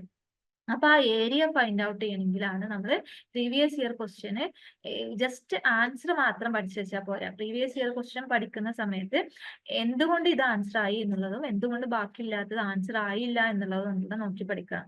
സോ കൺസിസ്റ്റൻസി എന്നുള്ളതാണ് നമുക്ക്, ഇതൊക്കെ നമ്മൾ പറഞ്ഞ പോയിന്റ് ആണ് അല്ലെ. നമ്മുടെ ടൈം എത്ര ഉണ്ടെന്ന് നോക്കണം. ആ ഒരു ടൈമിലാണ് നമ്മൾ ഡിസിഷൻ എടുക്കേണ്ടത്. ഞാൻ ഒരു ദിവസം 1 മണിക്കൂർ എടുക്കും എന്ന് പറഞ്ഞിട്ടുണ്ടെങ്കിൽ അന്നിപ്പോ ആര് വിളിച്ചാലും ആ 1 hour നമ്മൾ പഠനത്തിന് വേണ്ടി മാറ്റി വെച്ച സമയത്ത് വേറെ ആർക്കും കൊടുക്കരുത്. വേറെ ആരും എങ്ങനെയൊക്കെ പറഞ്ഞാലും നമ്മൾ കൊടുക്കരുത്. ഇൻ കേസ് നമുക്ക് അത്ര ഇമ്പോർട്ടന്റ് ആയിട്ട് എനിക്ക് പനി വന്നു, അസുഖം വന്നു, ഹോസ്പിറ്റലിൽ അഡ്മിറ്റ് ആയി, അങ്ങനെ ഈ 1 hour പോയിട്ടുണ്ടെങ്കിൽ എന്താണ്, പനി മാറിയിട്ട് ഞാൻ എടുക്കുമ്പോൾ 1 hourന് പകരം നേരത്തെ നഷ്ടപ്പെട്ടു പോയിട്ടുള്ള 1 hour കൂടി കൂട്ടിയെടുക്കണം. എവിടെയാണോ നമുക്ക് നഷ്ടപ്പെട്ടത് അത് നമ്മൾ കൂട്ടി പോകണം. അങ്ങനെ അതിനെയാണ് നമ്മൾ കൺസിസ്റ്റൻസി എന്ന് പറയാം. അല്ലാതെ ഇന്നത് മോട്ടിവേറ്റ് ആയി ഇന്ന് 4 യൂണിറ്റ് പഠിച്ചു, പിന്നെ 2 ദിവസം കഴിയുമ്പോൾ ഒന്നുമില്ല മടക്കി വെച്ചു, എന്തായാലും 4 യൂണിറ്റ് ഞാൻ പഠിച്ചില്ല, ഇനിയിപ്പോ എന്തായാലും 2 ആഴ്ച കഴിഞ്ഞിട്ട് നോക്കാന്ന് പറഞ്ഞാല് അങ്ങനെ നിങ്ങൾ ചെയ്യരുത്. സോ നമ്മളെ സക്സസിലേക്കുള്ള പാത്ത് എന്ന് പറയുന്നത് എന്താണ്, സിലബസ് മാത്രം പോരാ. ഇതാണ് ഞാൻ പറഞ്ഞത്, പ്രീവിയസ് ഇയർ ക്വസ്റ്റ്യൻസ് വേണം. ഓക്കെ, അപ്പോ എന്താണ്, എല്ലാ PYQs നമ്മൾ എന്ത് ചെയ്യണം, നമ്മൾ അറ്റൻഡ് ചെയ്യണം. ജസ്റ്റ് ക്വസ്റ്റ്യൻ ആൻസർ അല്ല വേണ്ടത്, നമുക്ക് വേണ്ടത് എന്താണ്, നമ്മൾ കറക്റ്റ് ആയിട്ടുള്ള എന്താണ് എക്സ്പ്ലെയിൻ ആയിട്ടാണ് ഓരോ ക്വസ്റ്റ്യൻസ് നോക്കണത്. ഇനി എന്താണ്, എങ്ങനെയാണ് നിങ്ങളുടെ ടൈം ചാർട്ട് നിങ്ങൾ പ്രിപ്പയർ ചെയ്യാന്നുള്ളത്, ഇത് ഓരോരുത്തരും സെൽഫ് ആയിട്ട് തന്നെ ചെയ്യുക. കാരണം നിങ്ങൾക്കുള്ള ഓരോരുത്തരുടെയും ടൈം ഡിഫറെന്റ് ആയിട്ടും. അപ്പോൾ ഇനി ജൂണിലാണ് എക്സാം, എത്ര ഡേയ്സ് ബാക്കിയുണ്ട്, പേപ്പർ 1-ലും പേപ്പർ 2-ലും ഞാൻ എത്രത്തോളം പഠിക്കണം അത് ഓരോരുത്തർക്കും ഡിപ്പെൻഡ് ചെയ്തിരിക്കും. ചിലർക്ക് എന്താണ്, ചിലപ്പോ മാത്സ് ഒക്കെ നന്നായിട്ട് അറിയുന്നുണ്ടാവും, അല്ലെങ്കിൽ എന്താണ് നിങ്ങൾ വേറെ ഏതെങ്കിലും കോമ്പറ്റേറ്റീവ് എക്സാമിന് വേണ്ടിയിട്ട് പ്രിപ്പയർ ചെയ്തവരുണ്ടാവും. അങ്ങനെയുള്ളവർക്കൊക്കെ ലോജിക്കൽ എബിലിറ്റി എന്നൊക്കെ ഇങ്ങനെ പാറ്റേൺ മാച്ച് ചെയ്ത് വരാണ്, സീക്വൻസ് വരുന്നത്, അതുപോലെ തന്നെ ടൈമും സ്പീഡും റിലേറ്റഡ് ആയിട്ട് വരുന്നത്, ഇങ്ങനത്തെ ക്വസ്റ്റ്യൻസ് ഒക്കെ ചോദിക്കും പേപ്പർ 1-ൽ. സോ ഇങ്ങനെയുള്ള ക്വസ്റ്റ്യൻസ് ഒക്കെ ഓൾമോസ്റ്റ് ഓൾമോസ്റ്റ് അറിയുന്നവരായിരിക്കും. അപ്പൊ അവര് അധികം ടൈം അവിടെ കൊടുക്കണ്ട. സോ അതിനനുസരിച്ച് നിങ്ങൾ ഓരോരുത്തരും അവരവരുടേതായിട്ടുള്ള ചാർട്ട് പ്രിപ്പയർ ചെയ്യാം. ഓക്കെ, ഇത് അപ്പോ നമുക്ക് എന്താണ് നമ്മുടെ മുന്നിൽ ഉള്ളത് ഇത്രയും ഇത് ഓരോന്നും ചലഞ്ചാണ്. ഈ ഇത്രയും കാര്യങ്ങൾ നിങ്ങൾക്ക് മുന്നിലേക്ക് ഫേസ് ചെയ്യേണ്ട നിങ്ങൾ ഒരു എക്സാമിന് വേണ്ടി പ്രിപ്പയർ ചെയ്യുമ്പോൾ വരുന്ന ചലഞ്ചുകളാണ്. ഇപ്പൊ നമ്മൾ ഇതിൽ ഏതൊക്കെ പോയിന്റുകൾ അഡ്രസ് ചെയ്തു? സിലബസ് അല്ലെ, നമുക്ക് കറക്റ്റ് ആയിട്ടുള്ള സിലബസ് കിട്ടിയിട്ട് പഠിക്കണം. പ്രീവിയസ് ഇയർ ക്വസ്റ്റ്യൻസ് എവിടെ നിന്നാണ് കണ്ടെത്തണം, ഓരോ ഏരിയ വരുമ്പോൾ. ഇനി ഇത് മാത്രം പോലെ അതിന്റെ ഇടയിൽ ഡള്ളായി പോകുമ്പോൾ നമ്മൾ ഒഴിവാക്കി പോകരുത്. കൺസിസ്റ്റൻസി നമ്മൾ കീപ്പ് ചെയ്യണം. പിന്നെ നമ്മൾ ടൈം ടേബിൾ ഒക്കെ ഉണ്ടാക്കിയിട്ട് അത് കറക്റ്റ് കൺസിസ്റ്റന്റ് ആയിട്ട് ഫോളോ ചെയ്യണം. നമുക്ക് അവിടുന്ന് ഇവിടുന്ന് ഒക്കെ തപ്പിയെടുത്തിട്ടുള്ള സിലബസ് ഉണ്ടാക്കി ഇതൊക്കെ നമ്മളായാലും എന്താണ് നമുക്ക് വേറെ വരുന്ന ഒരാളാണ്, ഒരിക്കലും നമ്മൾ ഇൻവൈറ്റ് ചെയ്യാതെ കൂടെ പോരുന്ന ഒരാളാണ് സ്ട്രെസ് ആൻഡ് ആൻസൈറ്റി. നമ്മൾ ഇങ്ങനെ പഠിച്ചുകൊണ്ടിരിക്കുകയായിരിക്കും, അപ്പോഴേക്കും നമ്മുടെ ഫ്രണ്ട് പറയുന്നു, എടി എനിക്ക് അവിടെ ഒരാൾ അറിയാട്ടോ, അവരുണ്ടല്ലോ 2-3 പ്രാവശ്യമായിട്ട് PGക്കൊക്കെ നല്ല മാർക്ക് ഉണ്ടായിരുന്നു, നല്ലോണം പിന്നെ ഇരുന്ന് പഠിച്ചും ചെയ്തിട്ടുണ്ടായിരുന്നു നെറ്റൊക്കെ ക്വാളിഫൈ ചെയ്യാൻ വേണ്ടിട്ട്. പക്ഷെ കിട്ടിയില്ല. അതാ 2 മാർക്കിന് 4 മാർക്കിന് പോകണം, 3-4 പ്രാവശ്യം അവൾ അറ്റൻഡ് ചെയ്ത് കിട്ടിയില്ല. ഓൾക്കുണ്ടല്ലോ PGക്കൊക്കെ ഇത്രയും മാർക്ക് ഉണ്ടായിരുന്നു. അപ്പൊ നമ്മളിങ്ങനെ കമ്പയർ ചെയ്യും, എനിക്ക് PGക്ക് അത്ര മാർക്ക് ഉണ്ടായിരുന്നോ, പിന്നെ പറയണോ അയ്യോ അപ്പൊ ആ കുട്ടിക്ക് കിട്ടിയിട്ടില്ലെങ്കിൽ പിന്നെ എനിക്ക് കിട്ടണം. അപ്പൊ ഇങ്ങനെയുള്ള നെഗറ്റീവ് ആയിട്ടുള്ള കാര്യങ്ങളൊക്കെ ഒഴിവാക്കി വെക്കുക. സോ ഇതൊക്കെ നമ്മളെ കൂടെ ഉണ്ടാവും. ഇതിനൊക്കെ ഓവർകം ചെയ്തിട്ടാണ് നമ്മള് സക്സസ് എന്നുള്ള ആ ഒരു പാത്തിലേക്ക് എത്തുന്നത്. അപ്പൊ എങ്ങനെയാണ് ഐഫറിലുള്ള ആളുകൾ ഇതിനൊക്കെ മാനേജ് ചെയ്യുന്നത് എന്നുള്ളതാണ്. നമുക്ക് ഫുൾ സിലബസ് കവർ ചെയ്യുന്ന എന്തുണ്ട് സെഷൻസ് ഉണ്ട്, ലൈവ് സെഷൻസ് ഓരോ ബാച്ചിനും. ഇപ്പൊ നമ്മൾ ഡിഫറെന്റ് പ്ലാറ്റ്ഫോംസിനൊക്കെ പരിചയം ഉണ്ടെങ്കിലും നമുക്ക് എയ്ഫറിന്റെ മാത്രം പ്രത്യേകതയായിട്ട് പറയുകയാണെങ്കിൽ ഓരോരുത്തർക്കും അവരുടേതായിട്ടുള്ള പ്രത്യേകതകൾ ഉണ്ടാവുമായിരിക്കും. പക്ഷെ എയ്ഫറിന്റെ പ്രത്യേകത എന്ന് പറയുന്നത് ഓരോ ബാച്ചിനും നിങ്ങൾക്ക് ഫുൾ സിലബസ് ലൈവായിട്ട് പ്രൊവൈഡ് ചെയ്യുന്നുള്ള. അപ്പൊ ഞാൻ തന്നെ 3-4 ബാച്ചിന് TOC തന്നെ ക്ലാസ് എടുത്തിട്ടുണ്ട്. ഇനിയിപ്പോ ഇപ്പോഴും നമ്മൾ എടുത്തുകൊണ്ടിരിക്കും. അപ്പൊ നമ്മൾ ചിലപ്പോൾ ചോദിക്കും, റാഷിദ ഇനിയും ഇത് എടുക്കണോ, നിങ്ങൾക്ക് ഓൾറെഡി നമ്മൾ ചെയ്ത ക്ലാസ് ഉണ്ടാവില്ലേ, അത് കൊടുത്താൽ പോരെ? അപ്പൊ അങ്ങനെയല്ല, അനീസർക്ക് നമ്മുടെ ഒരു എന്താണ് എയ്ഫറിൻ്റെതായിട്ടുള്ള ഒരു സ്ട്രാറ്റജി ഉണ്ട് മാഡം. അതെന്ന് പറഞ്ഞാല് നമ്മൾ ലൈവായിട്ട് കുട്ടികൾക്ക് കൊടുക്കും എന്ന് പറഞ്ഞാൽ നമ്മൾ കൊടുക്കുക തന്നെ ചെയ്യും. സോ നിങ്ങൾ എന്തായാലും ലൈവായിട്ട് കൊടുക്കുക. അപ്പൊ നമ്മൾ എന്താ ഇപ്പൊ പുതിയ ഇതിൽ ചെയ്യുന്നത് റെക്കോർഡും കൊടുക്കും. അപ്പൊ ഈ ക്ലാസ്സിൽ വരുന്ന കുട്ടികൾ ഓൾറെഡി റെക്കോർഡഡ് ക്ലാസ് കേട്ടിട്ട് പ്ലസ് പിന്നെയാണ് അവർ നമ്മൾ ലൈവിലേക്ക് വരുന്നത്. അപ്പൊ നമ്മൾ അവരുടെ അടുത്ത് അപ്പൊ തന്നെ പറയും, നിങ്ങൾ ഓൾറെഡി റെക്കോർഡഡ് ക്ലാസ് കേട്ടിട്ട് അതിന് ഡൗട്ടുകൾ നോട്ട് ചെയ്തിട്ട് നിങ്ങൾ ലൈവിലേക്ക് വരിക. പിന്നെ ഇതേ കണ്ടന്റ് ഇവർക്ക് ലൈവായിട്ടും കൊടുക്കും, അതിന്റെ ഇടയിൽ അവരുടെ ഡൗട്ടുകൾ നമ്മൾ ക്ലിയർ ചെയ്ത് കൊടുക്കും. അതാണ് നമ്മൾ എയ്ഫറിൽ സിലബസ് ബേസിന് കൊടുക്കുന്നത്. പിന്നെ നമുക്ക് എന്തുണ്ട്, JRFന് വേണ്ടിയിട്ട് അല്ലെങ്കിൽ PYQ സെഷൻസ് മാത്രം ഡിസ്കസ് ചെയ്യുന്ന JRF ക്ലബ് ഒക്കെ ഉണ്ട്. അതൊക്കെ ഞാൻ ഹാൻഡിൽ ചെയ്തിട്ടുണ്ടായിരുന്നത് 5 അല്ലെങ്കിൽ 6 to 7 ആ ഒരു ടൈമിൽ, അത്രയും മോർണിംഗ് ബാച്ചിലായിട്ടാണ്. അപ്പോൾ അത്രയും നമ്മളെ മൈൻഡ് എന്താണ് ഫ്രഷ് ആയി നിൽക്കുന്ന സമയത്ത് ലൈവായിട്ട് നമ്മൾ ഇങ്ങനത്തെ കാര്യങ്ങൾ കൊടുത്തിരുന്നത്. അപ്പൊ അനീസറും അങ്ങനെ തന്നെയായിരുന്നു. എന്താണ് മോർണിംഗ് സെഷനിലാണ് PYQs ഒക്കെ ഡിസ്കസ്. അതിനായിട്ട് നമുക്ക് ഡിഫറെന്റ് ക്ലബ്ബുകളൊക്കെ ഉണ്ട്. ആ ക്ലബിൽ ഈ ഡിസ്കഷൻസും കാര്യങ്ങളൊക്കെ കൊണ്ടുപോകാൻ നമുക്ക് JRF ക്ലബ്ബ് എന്ന് പറഞ്ഞിട്ടുള്ള ഒരു ക്ലബ്ബ് തന്നെ നമ്മൾ പ്രൊവൈഡ് ചെയ്യുന്നുണ്ട്. പിന്നെ ടൈം ചാർട്ടുകൾ നമ്മൾ അല്ലെങ്കിൽ കറക്റ്റ് ആയിട്ട് കൺസിസ്റ്റൻസി ഒക്കെ കീപ്പ് ചെയ്യുന്നുണ്ടോ എന്നുള്ളത് എപ്പോഴും ഒരു മെന്റർ ഉണ്ട്. ആ മെന്റർ ഇങ്ങനെ ഓരോ വീക്ക് ഇതാണ് പഠിക്കേണ്ടത്, ഇങ്ങനെ ഇത്ര കവർ ചെയ്യണം, ഈ ക്വസ്റ്റ്യൻ അറ്റൻഡ് ചെയ്യണം, ഇങ്ങനെ നമ്മളെ ഇൻസ്ട്രക്ട് ചെയ്യാൻ വേണ്ടിയിട്ടുണ്ട്. പിന്നെ എന്താണ് റിസോഴ്സുകൾ എന്ന് പറയുന്നത്, നമുക്ക് മോക്ക് ടെസ്റ്റുകൾ ഉണ്ട്, ടോപ്പിക് വൈസ് ക്വസ്റ്റ്യൻസ് ഉണ്ട്. ഈ മോക്ക് ടെസ്റ്റുകൾ തന്നെ നിങ്ങൾക്ക് സെൽഫ് ആയിട്ട് അനലൈസ് ചെയ്യാൻ പറ്റുന്ന രീതിയിലാണ് നമ്മുടെ മോക്ക് ടെസ്റ്റുകൾ ഉള്ളത്. അതായത് ഇപ്പൊ നിങ്ങൾ ഒരു മോക്ക് ടെസ്റ്റ് അറ്റൻഡ് ചെയ്തു, അതിൽ ഓരോ ക്വസ്റ്റ്യനും നിങ്ങൾ എത്ര ടൈമാണ് കൊടുത്തിട്ടുള്ളത്, അതുപോലെ തന്നെ ഓവറോൾ ആയിട്ട് ആരൊക്കെ ഈ എക്സാം അറ്റൻഡ് ചെയ്തു, അതിൽ നിങ്ങളുടെ പൊസിഷൻ എവിടെയാണ്, ഇതൊക്കെ മെഷർമെന്റ് ആയിട്ട് അനലിറ്റിക്സ് നിങ്ങൾക്ക് തരും നിങ്ങൾ ഓരോ മോക്ക് ടെസ്റ്റുകൾ അറ്റൻഡ് ചെയ്യുമ്പോൾ. അപ്പൊ നിങ്ങൾക്ക് മനസ്സിലാവും ഇന്ന ഏരിയയിലാണ് എനിക്ക് ഫോക്കസ്, എനിക്ക് ആൻസർ ചെയ്യാൻ പറ്റാത്തത്, നമ്മൾ തെറ്റിപ്പോയത്. ചിലപ്പോൾ എന്ത് കിട്ടും, അവിടെ എനിക്ക് ആൻസർ ചെയ്യാൻ പറ്റുന്നു പക്ഷെ കൂടുതൽ ടൈം പോകുന്നുണ്ട്. ഇപ്പൊ ഫോർ എക്സാമ്പിൾ കഴിഞ്ഞ എക്സാമിന് ഒരുപാട് ക്വസ്റ്റ്യൻസ് ചോദിച്ചതായിരുന്നു ഓപ്പറേറ്റിംഗ് സിസ്റ്റത്തിൽ നിന്നുള്ള ഷെഡ്യൂളിംഗ് എന്ന് വന്ന ക്വസ്റ്റ്യൻസ്. സോ ഷെഡ്യൂളിംഗിന്റെ എന്താണ് പ്രോബ്ലം സോൾവ് ചെയ്യാനുള്ള നോളേജ് നമുക്ക് ഉണ്ടാവും, പക്ഷെ അതുകൊണ്ട് മാത്രം കാര്യമില്ല, ആ ടൈമിന്റെ ഉള്ളിൽ നിങ്ങൾക്ക് അത് ചെയ്യാൻ പറ്റുമോ എന്നുള്ളതാണ് നമുക്ക് നെറ്റിന് നിങ്ങളെ മെഷർ ചെയ്യുന്നത്. സോ നിങ്ങൾ മോക്ക് ടെസ്റ്റ് അറ്റൻഡ് ചെയ്യുമ്പോൾ ആ ഒരു ക്വസ്റ്റ്യനിൽ നിങ്ങൾ എത്ര ടൈം കൊടുത്തു എന്ന് കാണിക്കും. കൂടുതലാണ്, അതായത് നമുക്ക് ഇന്ന ക്വസ്റ്റ്യൻ ഇത്ര ടൈം എന്നുള്ളത് അവിടെ സെറ്റ് ചെയ്ത് വെച്ചിട്ടുണ്ടാവും. നെറ്റിന് വേണ്ട ഒരു ടൈം ഉണ്ട്, ആ ടൈമിൽ കൂടുതലായി നിങ്ങൾ എടുത്തിട്ടുണ്ടെങ്കിൽ നിങ്ങൾക്ക് അവിടെ റെഡ് കാണിക്കും. അപ്പൊ നിങ്ങൾക്ക് മനസ്സിലാവും ഇവിടെ ഞാൻ കുറച്ചുകൂടെ ഷാർപ്പ് ആവാണ്ട്. അപ്പൊ നിങ്ങൾ എന്താ ചെയ്യേണ്ടത്, അതേ ടൈപ്പ് ക്വസ്റ്റ്യൻ നിങ്ങൾക്ക് ഓൾറെഡി അറിയുന്നതായിരിക്കും, പക്ഷെ പ്രാക്ടീസ് ചെയ്യണം, എന്നാൽ മാത്രമേ ടൈം കിട്ടുള്ളൂ. സോ ഇത്രയും പ്ലസ് ഇതിന്റെ കൂടെ എയ്ഫറിന്റെ മാത്രമുള്ള ഒരു പ്രത്യേകതയാണ്. നിങ്ങളെ സ്ട്രെസ്സും ആൻസൈറ്റിയും ഒക്കെ എന്താണ് എയ്ഫറിൽ നിങ്ങൾക്ക് അഡ്രസ് ചെയ്യാൻ പറ്റും. നിങ്ങൾക്ക് സപ്പോർട്ട് ചെയ്യാൻ പറ്റുന്ന ഒരു ഹാപ്പി എന്ന് പറഞ്ഞിട്ടുള്ള ഒരു എലമെന്റ് നമുക്ക് കൂടെ ഉണ്ട്. അതായത് ഒരു സൈക്കോളജിക്കൽ സപ്പോർട്ടും കൂടെ നിങ്ങൾക്ക് എന്ത് ചെയ്യുന്നുണ്ട്, സൈക്കോളജിക്കലി ഒരാൾ നിങ്ങൾക്ക് സപ്പോർട്ട് ആയിട്ട് വരുന്നുണ്ട്. ഓക്കെ, ഇതാണ് എയ്ഫറിന്റെ മാത്രം ഒരു പ്രത്യേകത എന്ന് പറയുന്നത്. മാസ്റ്റർ ക്ലാസ്സുകളുണ്ട്, അനീസറൊക്കെ ചെയ്യുന്ന മാസ്റ്റർ ക്ലാസ്സുകളുണ്ട്, മെന്റേഴ്സിന്റെ എഫക്റ്റ് ഉണ്ട്, 9 to 9 മോണിറ്ററിംഗ് ഉണ്ട്. ഇതാണ് ഇമോടെക് എന്ന് പറഞ്ഞിട്ടുള്ള നമ്മുടെ നിങ്ങൾ എത്രത്തോളം സ്ട്രെസ്ഡ് ആണോ നിങ്ങളെ കേൾക്കാൻ വേണ്ടിയിട്ട്. അത് ചിലപ്പോൾ നിങ്ങൾക്ക് എയ്ഫറിന്റെ അല്ലെങ്കിൽ നിങ്ങളെ നെറ്റിന്റെ എക്സാമിന്റെ മാത്രം ഫീലിങ്സ് ഒന്നും ആയിരിക്കണമെന്നില്ല. നിങ്ങളെ വീട്ടിൽ നിന്ന് എന്തെങ്കിലും നിങ്ങൾക്ക് സ്ട്രെസ് വന്നു, ഈ ഒരു ടൈമിൽ എനിക്ക് സമയം കിട്ടുന്നില്ല, ഇങ്ങനെയൊക്കെ വരുന്ന സമയത്ത് നിങ്ങളുടെ എന്താണ് മെന്റലി നിങ്ങൾ ഓക്കെ ആക്കാൻ വേണ്ടിയിട്ട്. ഇപ്പൊ നിങ്ങൾക്ക് അറിയുന്നുണ്ടാവും ചിലപ്പോ എയ്ഫറിൽ ഫസ്റ്റ് ഒക്കെ സ്റ്റാർട്ട് ചെയ്തത് സൈക്കോളജി ഒക്കെയാണ്. അപ്പൊ അവിടെ കുറെ സൈക്കോളജിക്കൽ നമ്മുടെ എന്താണ് റിസർച്ചിലൊക്കെ ഞങ്ങൾക്ക് ക്ലാസ് എടുക്കുന്ന നമ്മുടെ സാറുണ്ട്. ഓരൊക്കെ എന്താണ് സൈക്കോളജിയിലാണ്. അപ്പൊ സൈക്കോളജിയിൽ കുറെ ഫാക്കൽറ്റീസ് ഉണ്ട്. അവരിന്ന് ആരെങ്കിലും ഒക്കെ നമുക്ക് സപ്പോർട്ടായിട്ട് ഉണ്ടാവും. ഓരോ ബാച്ചിനും ഓരോരുത്തരായിരിക്കും അവരുണ്ടാവും. അപ്പൊ നമുക്ക് അവരായിട്ട് കമ്മ്യൂണിക്കേറ്റ് ചെയ്യാം. അവരിപ്പോ ഞാൻ ആകെ ഡള്ളായിട്ട് ഇരിക്കുന്ന സമയത്ത് ഇവരെ വിളിച്ച് സംസാരിച്ചാൽ നമ്മൾ ഓക്കെ ആവും. അതെന്തുകൊണ്ടാണ്? അത് അവർ അതിന്റെ ട്രെയിനിങ് കഴിഞ്ഞ ആളുകളാണ്. സോ ഇങ്ങനെയുള്ള ഒരു എക്സ്റ്റേണൽ സപ്പോർട്ട് തരുന്ന വേറെ ഒരു പ്ലാറ്റ്ഫോമും എന്റെ അറിവിൽ ഇന്ന് കേരളത്തിൽ ഇല്ല കേട്ടോ. അപ്പൊ ഇത് ഐഫറിന്റെ മാത്രം ഒരു പ്രത്യേകതയാണ്. പിന്നെ അനീസ് സാറ് JRF മാസ്റ്റർ ക്ലാസ്സുകൾ ഇത് പേപ്പർ 1 മാത്രം. അതേപോലെ പേപ്പർ 2 നമുക്ക് എന്തുണ്ട്, JRF ക്ലബ്ബുകൾ ഉണ്ട്. അവിടെ നമുക്ക് പ്രീവിയസ് ഇയർ ക്വസ്റ്റ്യൻസ് ഡിസ്കസ് ചെയ്യുന്ന സെഷൻസ് ഉണ്ട്. പിന്നെ അതുപോലെ തന്നെ മെന്ററിങ് 24 hours നിങ്ങൾക്ക് മെന്ററിങ് ഉണ്ട്. പിന്നെ ലൈവായിട്ട് നമ്മൾ കൊടുക്കുന്ന ക്ലാസ്സുകൾ ഉണ്ട്. നിങ്ങൾക്കൊരു ലൈവായിട്ട് കൊടുക്കുന്ന ഇത് എല്ലാ ബാച്ചിനും ലൈവാണ്. ഫസ്റ്റ് ഓൾമോസ്റ്റ് എല്ലാ പ്ലാറ്റ്ഫോമിലും എന്താണ് ഫസ്റ്റ് ബാച്ചിന് മാത്രമേ ലൈവ് കൊടുക്കുള്ളൂ. പിന്നെ എന്ത് ചെയ്യും, റെക്കോർഡ് സെഷൻസ് ആയിരിക്കും നിങ്ങൾക്ക് കിട്ടുക. പിന്നെ ഇടയ്ക്ക് എപ്പോഴെങ്കിലും ഒരു ലൈവ് വെച്ചിട്ട് അന്ന് നിങ്ങളുടെ ഡൗട്ട് ക്ലിയർ ചെയ്യാന്ന് പറയും. പക്ഷെ ഓൾറെഡി നമ്മൾ ആ ഏരിയ കവർ ചെയ്ത് കഴിഞ്ഞിട്ടുണ്ടെങ്കിൽ നമുക്ക് അവിടുത്തെ ഡൗട്ട് നോട്ട് ചെയ്തിട്ടുണ്ടാവുള്ളൂ അല്ലെ. അങ്ങനെയുള്ള ഇഷ്യൂസ് ഒക്കെ വരും. പക്ഷെ ഇവിടെ ഫുള്ള് ലൈവ് ക്ലാസ്സുകൾ നിങ്ങൾക്ക് അവൈലബിൾ ആണ്.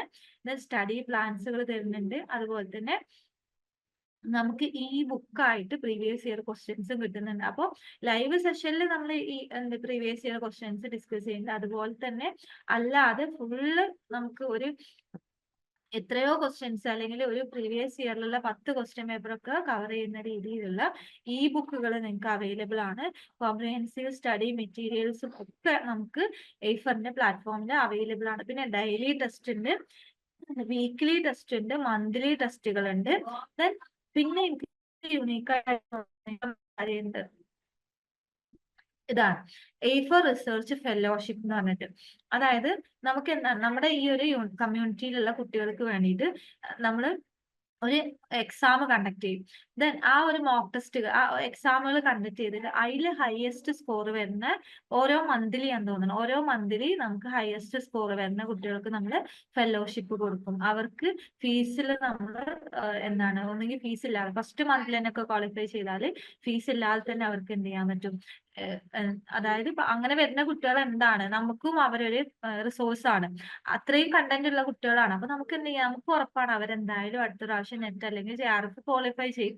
സോ നമുക്ക് അഭിമാനത്തോടെ പറയാം നമ്മുടെ പ്ലാറ്റ്ഫോമിലും കൂടെ ഉപയോഗിച്ചുകൊണ്ട് അവരെ ക്വാളിഫൈ ചെയ്യുന്നു. അപ്പൊ നിങ്ങൾക്ക് അങ്ങനെയുള്ള നോളേജ് ഉണ്ടെങ്കിൽ അതിനെ വരെ നമ്മൾ വാല്യൂ ചെയ്യുന്നുണ്ട്. നിങ്ങൾക്ക് ഫ്രീ ആയിട്ട് ബാക്കിയുള്ള എല്ലാ സപ്പോർട്ടും തന്നിട്ട് നമ്മൾ കൂടെ ഉണ്ടാവും.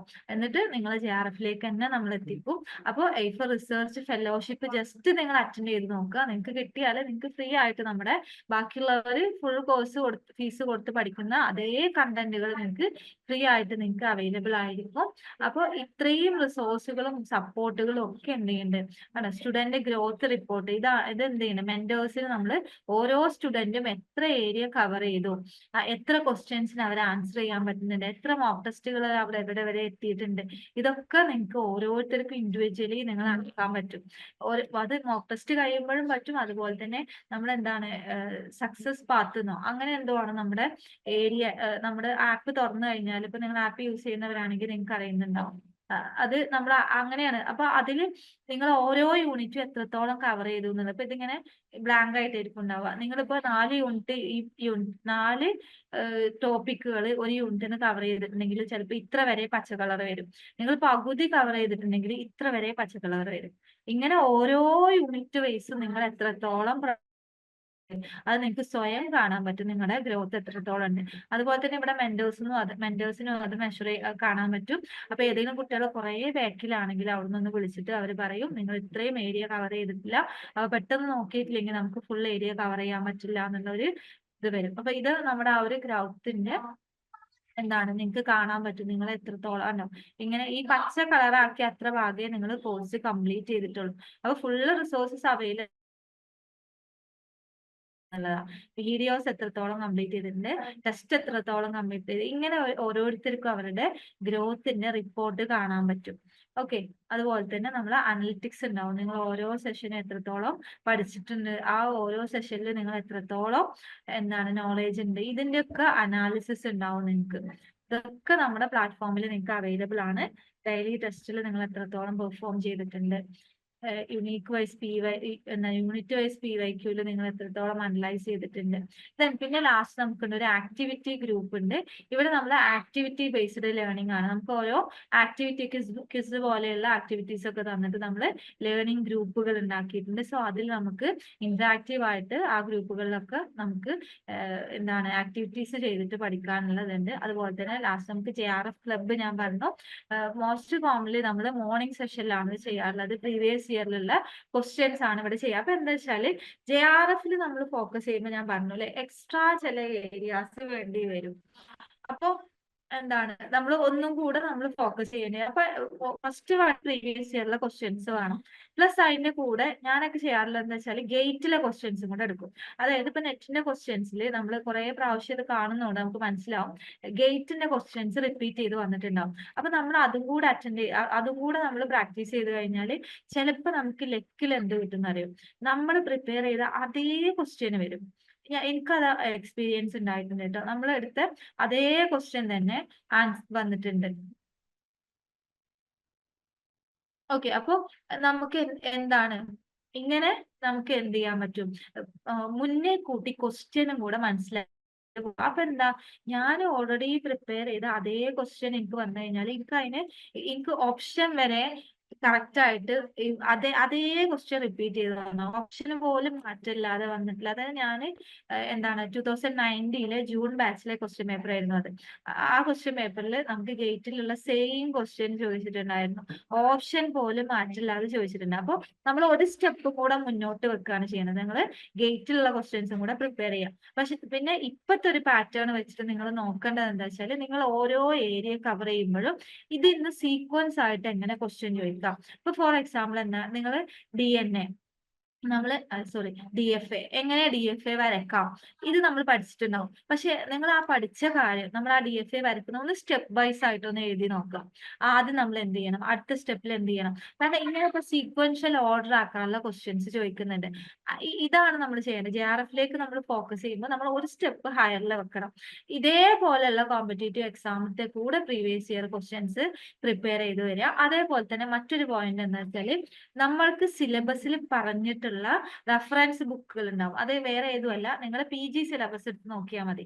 നിങ്ങൾ PG സിലബസിൽ കമ്പ്യൂട്ടർ നെറ്റ്വർക്കിന് ഏതാണോ ബുക്ക് പറഞ്ഞിട്ടുള്ളത്, റെഫറൻസിൽ പറഞ്ഞിട്ടുള്ള ഫസ്റ്റ് ബുക്ക് ഏതാണെന്ന് നോക്കുക. അതിൽ തന്ന ക്വസ്റ്റ്യൻസ് ചിലപ്പോൾ ചോദിക്കാറുണ്ട്. ഇപ്പോൾ TOC ഒക്കെ ആണെങ്കിൽ ഞാൻ ഹാൻഡിൽ ചെയ്യുന്ന പേപ്പറാണ് TOCയിൽ നമ്മൾ ഫോളോ ചെയ്യുന്ന ബുക്ക് ഉൾമാന്റെ ബുക്കാണ്. അത് തന്നെയാണ് നമുക്ക് എവിടെ ഉള്ളത്, PGക്കും റെഫറൻസ് ബുക്ക് അതാണ്. അത് തന്നെയാണ് നമുക്ക് നെറ്റിന്റെ സിലബസിൽ റെഫറൻസ് ആയിട്ട് വരുന്ന ബുക്ക്. സോ ആ ബുക്കിൽ നിന്ന് ആ ബുക്കിലുള്ള അതേ ക്വസ്റ്റ്യൻ നമുക്ക് നെറ്റിന് ചോദിച്ചിട്ടുണ്ട്. അപ്പൊ എന്ത് ചെയ്യുക, നിങ്ങൾ ഇങ്ങനത്തെ ബുക്സുകൾ ഇപ്പൊ നിങ്ങൾ പഠിക്കുന്ന കുട്ടികളാണ്, നിങ്ങൾക്ക് ലൈബ്രറി ആക്സസ് ഉണ്ടാവും. സോ അവിടുന്ന് നിങ്ങൾ എന്ത് ചെയ്യുക, ആ റിസോഴ്സും കൂടെ നിങ്ങൾ യൂട്ടിലൈസ് ചെയ്യാം. നമ്മുടെ സെഷനിൽ നമ്മൾ എന്ത് ചെയ്യുന്നുണ്ട്, അങ്ങനത്തെ ക്വസ്റ്റ്യൻസ് തന്നെ നോട്ട് ചെയ്തിട്ട് ഇത് ചോദിച്ചിട്ടുണ്ട്, അല്ലെങ്കിൽ ഇന്ന ബുക്കിലുള്ളതാണ്, ഇത് വരാൻ ചാൻസ് ഉള്ളതാണെന്നുള്ള രീതിയിൽ തന്നെ നമ്മൾ കുട്ടികളെ അതിലേക്ക് പ്രിപ്പയർ ചെയ്യുന്നുണ്ട്. JRF ക്ലബിൽ നമ്മൾ ഇങ്ങനെയുള്ള കുറെ ചെറിയ ചെറിയ ഒരു സ്റ്റെപ്പ് മുന്നിലേക്ക് വെക്കാനുള്ള കാര്യങ്ങളാണ് നമ്മൾ JRF ക്ലബിൽ കൊടുത്തുകൊണ്ടിരിക്കുന്നത്. സോ ഇത്രയും പിന്നെ നമുക്ക് എന്താണ് പോഡ്കാസ്റ്റുകൾ ഉണ്ട്. ഓരോ നിങ്ങൾ എന്ത് ചെയ്യുക, ഇപ്പൊ ഇത്രയും കാര്യങ്ങൾ നമ്മളിങ്ങനെ പറഞ്ഞു തരുന്നേക്കാൾ ഏറ്റവും ബെറ്റർ എന്ന് പറയുന്നത് നിങ്ങൾ പ്ലേ സ്റ്റോറിൽ പോയിട്ട് ഇതിന്റെ ഫ്രീ ആയിട്ടുള്ള ഇതുണ്ടാവും, നിങ്ങൾക്ക് ഡൗൺലോഡ് ചെയ്യാൻ പറ്റും. അതിൽ നിങ്ങൾക്ക് ഇതിന്റെയൊക്കെ ഒരു ചെറിയ ചെറിയ കാര്യങ്ങൾ കാണാൻ പറ്റും. ഇപ്പോൾ ഇത് അപ്പൊ നിങ്ങൾ എന്താ, ഇപ്പൊ പോഡ്കാസ്റ്റ് എന്ന് പറഞ്ഞാൽ എല്ലാ യൂണിറ്റിന്റെയും പോഡ്കാസ്റ്റുകൾ ഉണ്ടാവും. അല്ലെങ്കിൽ അത് പോഡ്കാസ്റ്റ് എന്ന് പറഞ്ഞാൽ എന്താ, റെക്കോർഡ് ചെയ്തിട്ടുള്ള വോയിസുകൾ മാത്രമാണ്. അപ്പൊ ചില ഏരിയാസിനെ കുറിച്ചിട്ടായിരിക്കും അത്, അല്ലെങ്കിൽ നമ്മുടെ മോട്ടിവേഷൻ ആയിരിക്കാം. ഇങ്ങനെ ഡിഫറെന്റ് സബ്ജക്റ്റുകളായിട്ട് ബന്ധപ്പെട്ടുള്ള വോയിസുകൾ നമ്മുടെ മൈൻഡ് ഒന്ന് ഓക്കെ ആക്കാൻ പറ്റുന്ന രീതിയിലുള്ള കുറെ വോയിസുകൾ അവിടെ നമുക്ക് അവൈലബിൾ ആണ്. പോഡ്കാസ്റ്റിംഗ് വോയിസുകൾ അവൈലബിൾ ആണ്. പിന്നെ എന്താണ് ഹാപ്പിനെസ് ഓഫീസർ, അതാണ് ഞാൻ പറഞ്ഞത്. നമ്മുടെ മൈൻഡും കൂടെ ഓക്കെ ആക്കി തരുന്നുണ്ട് അല്ലെ. നമ്മൾ ഇപ്പൊ നിങ്ങളൊക്കെ PSCക്കോ ഒക്കെ പ്രിപ്പയർ ചെയ്യുന്നവരുണ്ടെങ്കിൽ ചിലപ്പോൾ നിങ്ങൾക്ക് അറിയുന്നുണ്ടാവും, ചില സമയത്തൊക്കെ നമ്മൾ ഒന്നും അല്ലാതെ ആയി പോകും. നമ്മുടെ മൈൻഡ് നമ്മളെ വേറെ ഏതോ ലെവലിലേക്കൊക്കെ കൊണ്ടുപോകും. സോ ആ സമയത്ത് നമ്മളെ ഒന്ന് കൈപിടിച്ച് ഉയർത്താൻ, നമ്മുടെ മൈൻഡിനെ ഒന്ന് റെഡിയാക്കാൻ എയ്ഫറിൽ നിങ്ങൾക്ക് സപ്പോർട്ടിംഗ് ആയിട്ട് ഹാപ്പിനെസ് ഓഫീസേഴ്സ് ഉണ്ട്. അവര് നിങ്ങളുടെ മൈൻഡും കൂടെ റെഡിയാക്കി തരും. നമുക്ക് എന്താണ് സൈക്കോളജിയിലൊക്കെ പ്രാക്ടീസ് ഒക്കെ ചെയ്യുന്ന അല്ലെങ്കിൽ എക്സ്പീരിയൻസ്ഡ് ആയിട്ടുള്ള കുറെ ഫാക്കൽറ്റീസ് ഉണ്ട്. അവരുടെ സപ്പോർട്ട് നിങ്ങൾക്ക് എയ്ഫറിൽ അവൈലബിൾ ആണ്. ഓക്കെ, അപ്പോൾ ഇത്രയാണ് നമുക്ക് ഇന്നത്തെ ഈ ഒരു സെഷനിൽ ഡിസ്കസ് ചെയ്യാനുള്ളത്. സോ നിങ്ങൾ എല്ലാവരും ഫസ്റ്റ് തന്നെ എടുത്ത ഒരു തീരുമാനം ഉണ്ട് അല്ലെ. ആ തീരുമാനം എന്താണ്, കൺസിസ്റ്റന്റ് ആയിട്ട് നിങ്ങളുടെ മൈൻഡിൽ നിങ്ങൾ കൊണ്ടുപോവുക. നിങ്ങൾക്ക് എന്തെങ്കിലും ഒക്കെ ഈ ഒരു സെഷനിൽ കിട്ടിയിട്ടുണ്ടെങ്കിൽ അത് നിങ്ങളുടെ കീപ്പപ്പ് ചെയ്തിട്ട് വിജയത്തിലേക്ക് ആക്കി മാറ്റുക. ഇനി നിങ്ങൾ ആരെങ്കിലും ഇങ്ങനെ ഒരു സബ്സ്ക്രിപ്ഷൻ എടുക്കണം എന്ന് ഉദ്ദേശിക്കുന്നവരുണ്ടെങ്കിൽ നിങ്ങൾക്ക് ഏറ്റവും ബെസ്റ്റ് ചോയ്സ് എന്ന് പറയുന്നത് എയ്ഫർ തന്നെയായിരിക്കും. നിങ്ങൾ അവിടെ ഇത്രയും നമ്മൾ ഡിസ്കസ് ചെയ്ത രീതിയിൽ നിങ്ങളെ മെന്റർ ചെയ്യാൻ വേണ്ടിയിട്ട്, അല്ലെങ്കിൽ നിങ്ങളുടെ വിജയത്തിലേക്ക് എത്തിക്കാൻ വേണ്ടിയിട്ട് ഒരുപാട് ഫാക്ടറുകൾ അവിടെ ഉണ്ട്. സോ ഓൾ ദ ബെസ്റ്റ് എല്ലാവർക്കും. ഞാൻ മുന്നേ കൂട്ടി തന്നെ ഓൾ ദി ബെസ്റ്റ് പറയാണ്. Thank you. നിങ്ങൾക്ക് എന്തെങ്കിലുമൊക്കെ ഡൗട്ട്സുകൾ ഉണ്ടെങ്കിൽ ചോദിക്കാം. ഞാൻ പറ്റുന്ന രീതിയിൽ ഞാൻ ആൻസർ ചെയ്യും.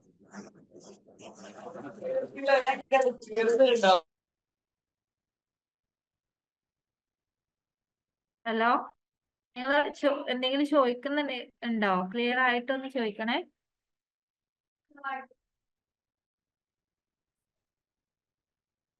എന്തെങ്കിലും ഡൗട്ട്സുകൾ ഉണ്ടെങ്കിൽ നിങ്ങൾക്ക് ചോദിക്കാം ഈ ഒരു ടൈമില്. നിങ്ങൾക്ക് മെസ്സേജ് ചാറ്റ് ബോക്സിൽ ഇടാം, അല്ലെങ്കിൽ നിങ്ങൾ മൈക്ക് ഓൺ ചെയ്തിട്ട് ചോദിക്കാം. നെക്സ്റ്റ് നമ്മൾ എക്സ്പെക്ട് ചെയ്യുന്നത് ജൂണിലാണ് എക്സാം നമ്മൾ എക്സ്പെക്ട് ചെയ്യുന്നത്. ഇഫറിന്റെ ബാച്ചുകളിലേക്ക് ഇപ്പോഴും അഡ്മിഷൻ തുടർന്നുകൊണ്ടിരിക്കുകയാണ്. അപ്പൊ നിങ്ങൾക്ക് എന്തെങ്കിലും എൻക്വയറീസ് ഒക്കെ ഉണ്ടെങ്കിൽ നമ്മുടെ ചാറ്റ് ബോക്സിൽ ഇവര് നമ്പർ, കോൺടാക്ട് നമ്പർ അല്ലെങ്കിൽ ലിങ്ക് ഒക്കെ ഷെയർ ചെയ്തിട്ടുണ്ട്. അതിൽ നിങ്ങൾക്ക് കമ്മ്യൂണിക്കേറ്റ് ചെയ്യാം. ഇല്ലെങ്കിൽ നിങ്ങൾക്ക് ജനറൽ ആയിട്ട് നെറ്റ് എക്സാമിനെ കുറിച്ചിട്ട് എന്തെങ്കിലും കാര്യങ്ങളൊക്കെ അറിയണമെന്നുണ്ടെങ്കിൽ, അല്ലെങ്കിൽ എസ്പെഷ്യലി നമ്മുടെ കമ്പ്യൂട്ടർ സയൻസിനെ കുറിച്ചിട്ട് എന്തെങ്കിലുമൊക്കെ അറിയണമെന്നുണ്ടെങ്കിൽ ഇതിന്റെ ഒരു എക്സ്പീരിയൻസ് വെച്ചിട്ട് അറിയുന്ന കാര്യങ്ങൾ ഞാൻ ഷെയർ ചെയ്യാം. എന്തെങ്കിലും ഡൗട്ട്സ് ഉണ്ടെങ്കിൽ നിങ്ങൾക്ക് ചോദിക്കാം. ഇപ്പൊ നിങ്ങൾക്ക് മനസ്സിലാക്കുന്ന ഒരു പോയിന്റ് എന്ന് പറഞ്ഞാൽ എന്താ, നമ്മുടെ ക്വസ്റ്റ്യന്റെ പാറ്റേണിൽ ചേഞ്ച് ഉണ്ട്. ഈ ഒരു അടുത്ത രീതിയിൽ വരുന്ന ക്വസ്റ്റ്യന്റെ പാറ്റേൺ ചേഞ്ച് ഉണ്ട്. സോ ആ ഒരു ചേഞ്ച് നമുക്ക് കാണിക്കുന്നത് ഇപ്പോൾ എന്താണ്, ടൈമിലേക്കാണ് ഫോക്കസ്. കണ്ടന്റിനേക്കാൾ കൂടുതൽ ടൈമിലേക്ക് ഫോക്കസ് ചെയ്താണ് ആ ഒരു ചേഞ്ച് വരുന്നത്. സോ അത് എന്താണ്, ഇപ്പൊ നമ്മൾ PSC ആണെങ്കിലോ അല്ലെങ്കിൽ ISROന്റെ, അതല്ലെങ്കിൽ എന്താണ് നീലിറ്റിന്റെ ഒക്കെ എക്സാമുകൾ ഉണ്ട്, അതിന്റെ പാറ്റേണിലേക്കാണ് ചേഞ്ച് ചെയ്യുന്നത്. അതായത് അവിടെയൊക്കെ നെഗറ്റീവ് മാർക്ക് ഉണ്ട്. അപ്പൊ അങ്ങോട്ടേക്കാണ് നമ്മളൊരു ചേഞ്ച് കാണുന്നത്. അപ്പൊ നിങ്ങൾ ഇതിലേക്ക് ഫോക്കസ് ചെയ്യുന്ന ആളുകളാണെങ്കിൽ എത്രയും പെട്ടെന്ന് തന്നെ നിങ്ങൾ ക്വാളിഫൈ ചെയ്യാൻ നോക്കുക. മേ ബി കുറച്ച് കഴിയുമ്പോഴേക്കിന് നെറ്റിന്റെ എക്സാം എന്താവും, ചിലപ്പോ സിലബസിലേക്ക് ചേഞ്ച് വരും എന്നുള്ളത്, അല്ലെങ്കിൽ അടിമുടി ഇതിനൊരു മാറ്റം വരാൻ പോകുന്നുണ്ട് എന്നുള്ളത് നമുക്ക് കഴിഞ്ഞതിന്റെ മുന്നത്തെ ബാച്ചിൽ തന്നെ NTA നമുക്ക് എന്ത് തന്നിട്ടുണ്ട്, NTA അടുത്ത് നമുക്ക് ഒരു നോട്ടിഫിക്കേഷൻ വന്നിട്ടുണ്ട്. എല്ലാ ഇതിലും മാറ്റം വരും എന്നുള്ളതാണ് അവർ പറഞ്ഞിട്ടുള്ളത്. സോ ആ മാറ്റത്തിന്റെ ഭാഗമായിട്ടാണ് ക്വസ്റ്റ്യന്റെ ഒരു ചേഞ്ച് കണ്ടത്. ഇനി ഇതുപോലെ സിലബസിൽ ചേഞ്ച് വരും. അതുപോലെ തന്നെ മൊത്തത്തിൽ ഇനി നെഗറ്റീവിലേക്കൊക്കെ പോവാനുള്ള ഒരു ടെൻഡൻസി കാണിക്കുന്നുണ്ട്.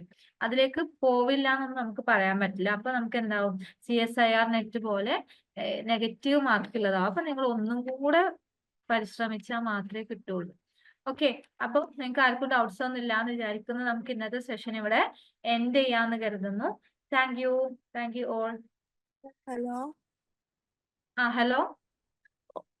2 PG ഉള്ള, അതായത് MCOM-ഉം MCA-യും ഉള്ള ഒരാൾക്ക് രണ്ട് സബ്ജക്റ്റിൽ നെറ്റ് ഒരേ സമയം അറ്റൻഡ് ചെയ്യാൻ പറ്റുമോ? നിങ്ങൾക്ക് ഏതിലാണ് ഡിഗ്രി ഉള്ളത്? ഡിഗ്രി BCom ആണ്. നമുക്ക് PG ഏതിലാണോ ഉള്ളത് അതിനനുസരിച്ച് നമുക്ക് നെറ്റ് എഴുതാൻ പറ്റും. ഇപ്പൊ നമുക്ക് എനിക്ക് എംകോമും MCAയും ഉണ്ട്. അനിസേറൊക്കെ ഒന്നിൽ കൂടുതൽ ഇതിൽ എന്ത് ചെയ്തിട്ടുണ്ട്, നെറ്റ് ക്വാളിഫൈ ചെയ്തിട്ടുണ്ട്. അപ്പൊ സാറ് PGന്റെ ബേസിലാണ് അത് ചെയ്യുന്നത്. അപ്പൊ PG ഉണ്ടെങ്കിൽ ആ PG ഏതിലാണോ അതിനാണ് നമ്മൾ നെറ്റ് എഴുതേണ്ടത്. അതിലാണ് അപ്പൊ നെറ്റ് നിങ്ങൾക്ക് അപ്പിയർ ചെയ്യാൻ പറ്റും, എഴുതാം, എക്സാം എഴുതാം. ഇനി നിങ്ങൾ ആ ഒരു സർട്ടിഫിക്കറ്റ് വെച്ചിട്ട് ഏത് സ്ഥാപനത്തിലാണോ നിങ്ങൾ വർക്ക് ചെയ്യാൻ പോകുന്നത് അവരെന്തെങ്കിലും പറഞ്ഞാലേ നിങ്ങൾക്ക് എന്താണ് അത് ക്വാളിഫൈ അല്ല എന്ന് പറയുള്ളൂ. അല്ലാതെ എക്സാം നിങ്ങൾക്ക് അറ്റൻഡ് ചെയ്യാം. ഇപ്പൊ നിങ്ങൾക്ക് MCA ഒരു സംശയം ചോദിച്ചോട്ടെ, കമ്പ്യൂട്ടർ സയൻസിലെ MCA കഴിഞ്ഞാൽ അറ്റൻഡ് ചെയ്യാൻ പറ്റുള്ളൂ. അപ്പൊ കൊമേഴ്സിലേക്ക് MCOM കഴിഞ്ഞവർക്ക് അപ്പൊ ഒരേ ടൈമിൽ രണ്ടിനും എക്സാമിന് ഡിഫറെന്റ് ഡേയ്സിലാണെങ്കിൽ ഒരേ ടൈമിൽ രണ്ടിനും അപ്ലൈ ചെയ്യാൻ പറ്റുമോ എന്നാണ് എന്റെ സംശയം. സർട്ടിഫിക്കറ്റ് ഉണ്ടോ? MCAന്റെ സർട്ടിഫിക്കറ്റ് ക്വാളിഫൈഡ് ആണ്. രണ്ട് വർഷം. അതേ ടൈമിൽ തന്നെ MCOM ചെയ്തിരിക്കണമെന്ന് അവിടെ എല്ലായിടത്തും പറയണമെന്നില്ലല്ലോ. നിങ്ങൾക്ക് MCAന്റെ സർട്ടിഫിക്കറ്റ് ഉണ്ട്, നിങ്ങൾക്ക് കമ്പ്യൂട്ടർ സയൻസിൽ ഉണ്ടെങ്കിൽ അത് വെച്ചിട്ട് നിങ്ങൾക്ക് അപ്ലൈ ചെയ്യാലോ. നിങ്ങൾക്ക് എന്തായാലും MCAന്റെ സർട്ടിഫിക്കറ്റ് ഉണ്ടെങ്കിൽ അത് വെച്ച് നിങ്ങൾക്ക് കമ്പ്യൂട്ടർ സയൻസിന്റെ നെറ്റ് എക്സാം അറ്റൻഡ് ചെയ്യാൻ പറ്റും. നിങ്ങൾ അത് അറ്റൻഡ് ചെയ്തു, നിങ്ങൾ ക്വാളിഫൈ ചെയ്തു, എന്നിട്ട് എന്ത് ചെയ്തു, ഈ ഒരു ക്വാളിഫിക്കേഷനിൽ നിങ്ങൾക്ക് എന്ത് ചെയ്തു, എവിടെയെങ്കിലും ജോബിന് വിളിച്ചാൽ നിങ്ങൾ അപ്ലൈ ചെയ്യാം. അപ്ലൈ ചെയ്യുമ്പോൾ നിങ്ങൾ MCAന്റെ സർട്ടിഫിക്കറ്റ് നെറ്റും കാണിച്ചു കൊടുത്താൽ മതി, അപ്പൊ ജോലി കിട്ടും. ഓക്കെ. ഇനി നേരെ തിരിച്ചിപ്പോ നിങ്ങൾക്ക് MCOM ഉണ്ട്, MCOMന്റെ നെറ്റും നിങ്ങൾ എഴുതിയെടുത്തു. അപ്പൊ ആ ഒരു ഏരിയയിലാണ് നിങ്ങൾക്ക് ഒരു ജോബ് ഓപ്പർച്യൂണിറ്റി വന്നെങ്കിൽ നിങ്ങൾ അതിലും അപ്ലൈ ചെയ്യാം. അതൊന്നും ഇനി ഇത്രയും വരെ ഇപ്പൊ PSC ഒക്കെ ആണെങ്കിൽ ചിലപ്പോൾ കീറി മുറിച്ചൊക്കെ നോക്കും, നിങ്ങളുടെ ഡിഗ്രി ഏതാന്നൊക്കെ ചോദിക്കും. പക്ഷെ ഇനി നമ്മൾ പുതിയൊരു ഇതിലേക്കാ വരുന്നത് അല്ലെ. ഇപ്പൊ NEP ഒന്നും ഞാൻ പറഞ്ഞില്ല. NEP എന്നൊക്കെ പറഞ്ഞാൽ നമ്മുടെ എഡ്യൂക്കേഷൻ സിസ്റ്റം മൊത്തം മാറുകയാണ്. അപ്പൊ ഇന്റർ ഫുൾ സപ്പോർട്ട് ചെയ്യുന്നത് ഇന്റർഡിസിപ്ലിനറിയാണ്. MCA എടുത്ത ഒരാൾക്ക് കമ്പ്യൂട്ടർ മാത്രം അല്ലാത്തതാണ് നമ്മുടെ സിലബസിലേക്ക് ഇനി ആഡപ്പ് ചെയ്ത് വരുന്നത്. അപ്പൊ നിങ്ങളത് ഓൾറെഡി ക്വാളിഫൈ ചെയ്ത് വെച്ച ഒരാളാണ്. അപ്പൊ അത്രയും എന്താണ് നിങ്ങൾക്ക് അത്രയും അപ്രീസിയേഷനേ കിട്ടുള്ളൂ. ഇനിയുള്ളൊരു ഇതിൽ അങ്ങനെ വരാം. ഓക്കെ, ഇനി വേറെ ആർക്കെങ്കിലും ഡൗട്ട്സ് ഉണ്ടോ?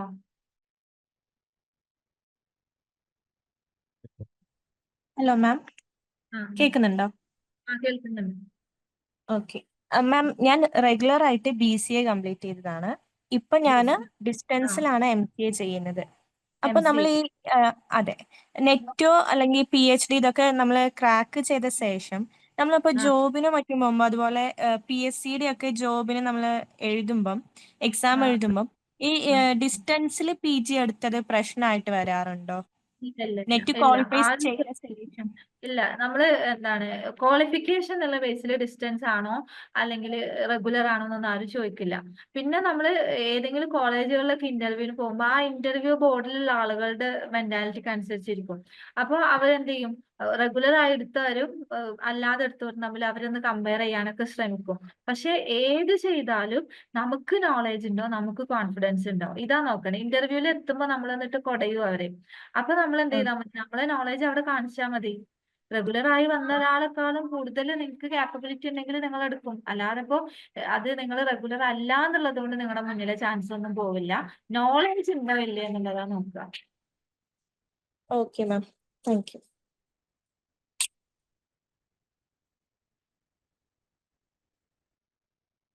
ഓക്കെ, അപ്പോ നമുക്കിപ്പോ നമ്മുടെ മുന്നിലുള്ള ദിവസങ്ങൾ എത്രയാണെന്ന് നോക്കുക. ജൂണിലേക്ക് പ്രിപ്പയർ ചെയ്യുന്നവരാണെങ്കിൽ ഇനി നിങ്ങൾക്ക് സെൽഫായിട്ട് പഠിച്ചിട്ട് നേടാനുള്ള അത്രയും ടൈം ഉണ്ടോയെന്നൊന്ന് നിങ്ങൾ കാൽക്കുലേറ്റ് ചെയ്ത് നോക്കുക. അപ്പൊ നിങ്ങൾ ഏതെങ്കിലും പ്ലാറ്റ്ഫോമിൽ സബ്സ്ക്രിപ്ഷൻ എടുക്കുന്ന സമയത്ത് നമ്മൾ ഇന്നത്തെ സെഷൻ ഒന്ന് അനലൈസ് ചെയ്ത് നോക്കുക, എന്നിട്ട് നല്ല തീരുമാനങ്ങൾ എടുക്കുക. ഓക്കെ, അപ്പൊ എല്ലാവരുടെയും ഡൗട്ട്സ് ഒക്കെ തീർന്നിട്ടുണ്ടെന്ന് തോന്നുന്നു. ഇനി വേറെ ആർക്കെങ്കിലും ഡൗട്ട്സ് ഒന്നും ഇല്ലെങ്കിൽ നമുക്ക് ഇവിടെ എൻഡപ്പ് ചെയ്യായിരുന്നു. നന്നായിട്ട് പ്രിപ്പയർ ചെയ്യുക. പിന്നെ എന്താണ്, നമ്മുടേത് ഒരു 100% നിങ്ങൾ അങ്ങോട്ട് കൊടുക്കുന്നുണ്ടെങ്കിൽ വൺസ് ഒരിക്കൽ നിങ്ങൾക്ക് എന്തായാലും അതിനൊരു ഇത് കിട്ടും. നിങ്ങളിപ്പോ ഒരു 100% അല്ലെങ്കിൽ ഒരു 80% നിങ്ങളുടെ ഭാഗത്ത് നിങ്ങൾ എഫേർട്ട് എടുത്തിട്ടുണ്ടോ അത് നിങ്ങൾക്ക് ഉറപ്പുണ്ടെങ്കിൽ ചിലപ്പോൾ ഈ ചാൻസിൽ കിട്ടിയിട്ടുണ്ടാവില്ല. പക്ഷെ നമ്മളൊക്കെ മുകളിൽ ഒരു ശക്തി ഉണ്ട് അല്ലെ, ആ ശക്തി നമുക്ക് വേണ്ടിയിട്ട് അത് കരുതി വെച്ചിട്ടുണ്ട് എവിടെയോ ഒരു സ്ഥലത്ത്. ഇപ്പൊ നമ്മൾ ഇങ്ങനെ പോകുന്ന ഒരു വഴിയാണ്, അപ്പോൾ നമ്മൾ ഒരുപാട് സ്ട്രഗിൾ ചെയ്തിട്ട് ഇവിടെ വരെ എത്തി. ഇതുവരെ നിങ്ങൾ ഹാർഡ് വർക്ക് ചെയ്തിട്ടുണ്ടെങ്കിൽ നിങ്ങൾക്ക് വേണ്ടി ചിലപ്പോൾ ദൈവം എന്ന് പറയുന്ന ആൾ ഇവിടെ ആ ഒരു വിജയം വെച്ചിട്ടുണ്ടാവും, നിങ്ങൾക്ക് വേണ്ടി വെച്ചിട്ടുണ്ടാവും. സോ നിങ്ങൾ മുന്നോട്ട് തന്നെ നടക്കുക. ഒന്നോ രണ്ടോ ഫെയിലിയർ ഒന്നും നിങ്ങൾ മൈൻഡ് ചെയ്യാതെ മുന്നോട്ട് നടക്കുക. ഒരിക്കൽ നിങ്ങൾക്ക് വേണ്ടിയിട്ട് ആ വിജയം അവിടെ കാത്തിരിക്കുന്നുണ്ട്. ആ വിജയത്തിലേക്ക് നിങ്ങൾ എല്ലാവരും വേഗം തന്നെ പെട്ടെന്ന് തന്നെ എത്തിച്ചേരട്ടെ എന്നുള്ളത് നിങ്ങൾക്ക് എല്ലാവർക്കും വിഷ് ചെയ്യുന്നു. അതുപോലെ തന്നെ നിങ്ങളുടെ വിജയത്തിലെ ഒരു പാട്ടാകാൻ ഐഫറിന് കഴിയട്ടെ എന്നുള്ളതും കൂടെ നമ്മൾ വിഷ് ചെയ്യാണ്. Okay, thank you all of you. Thank U.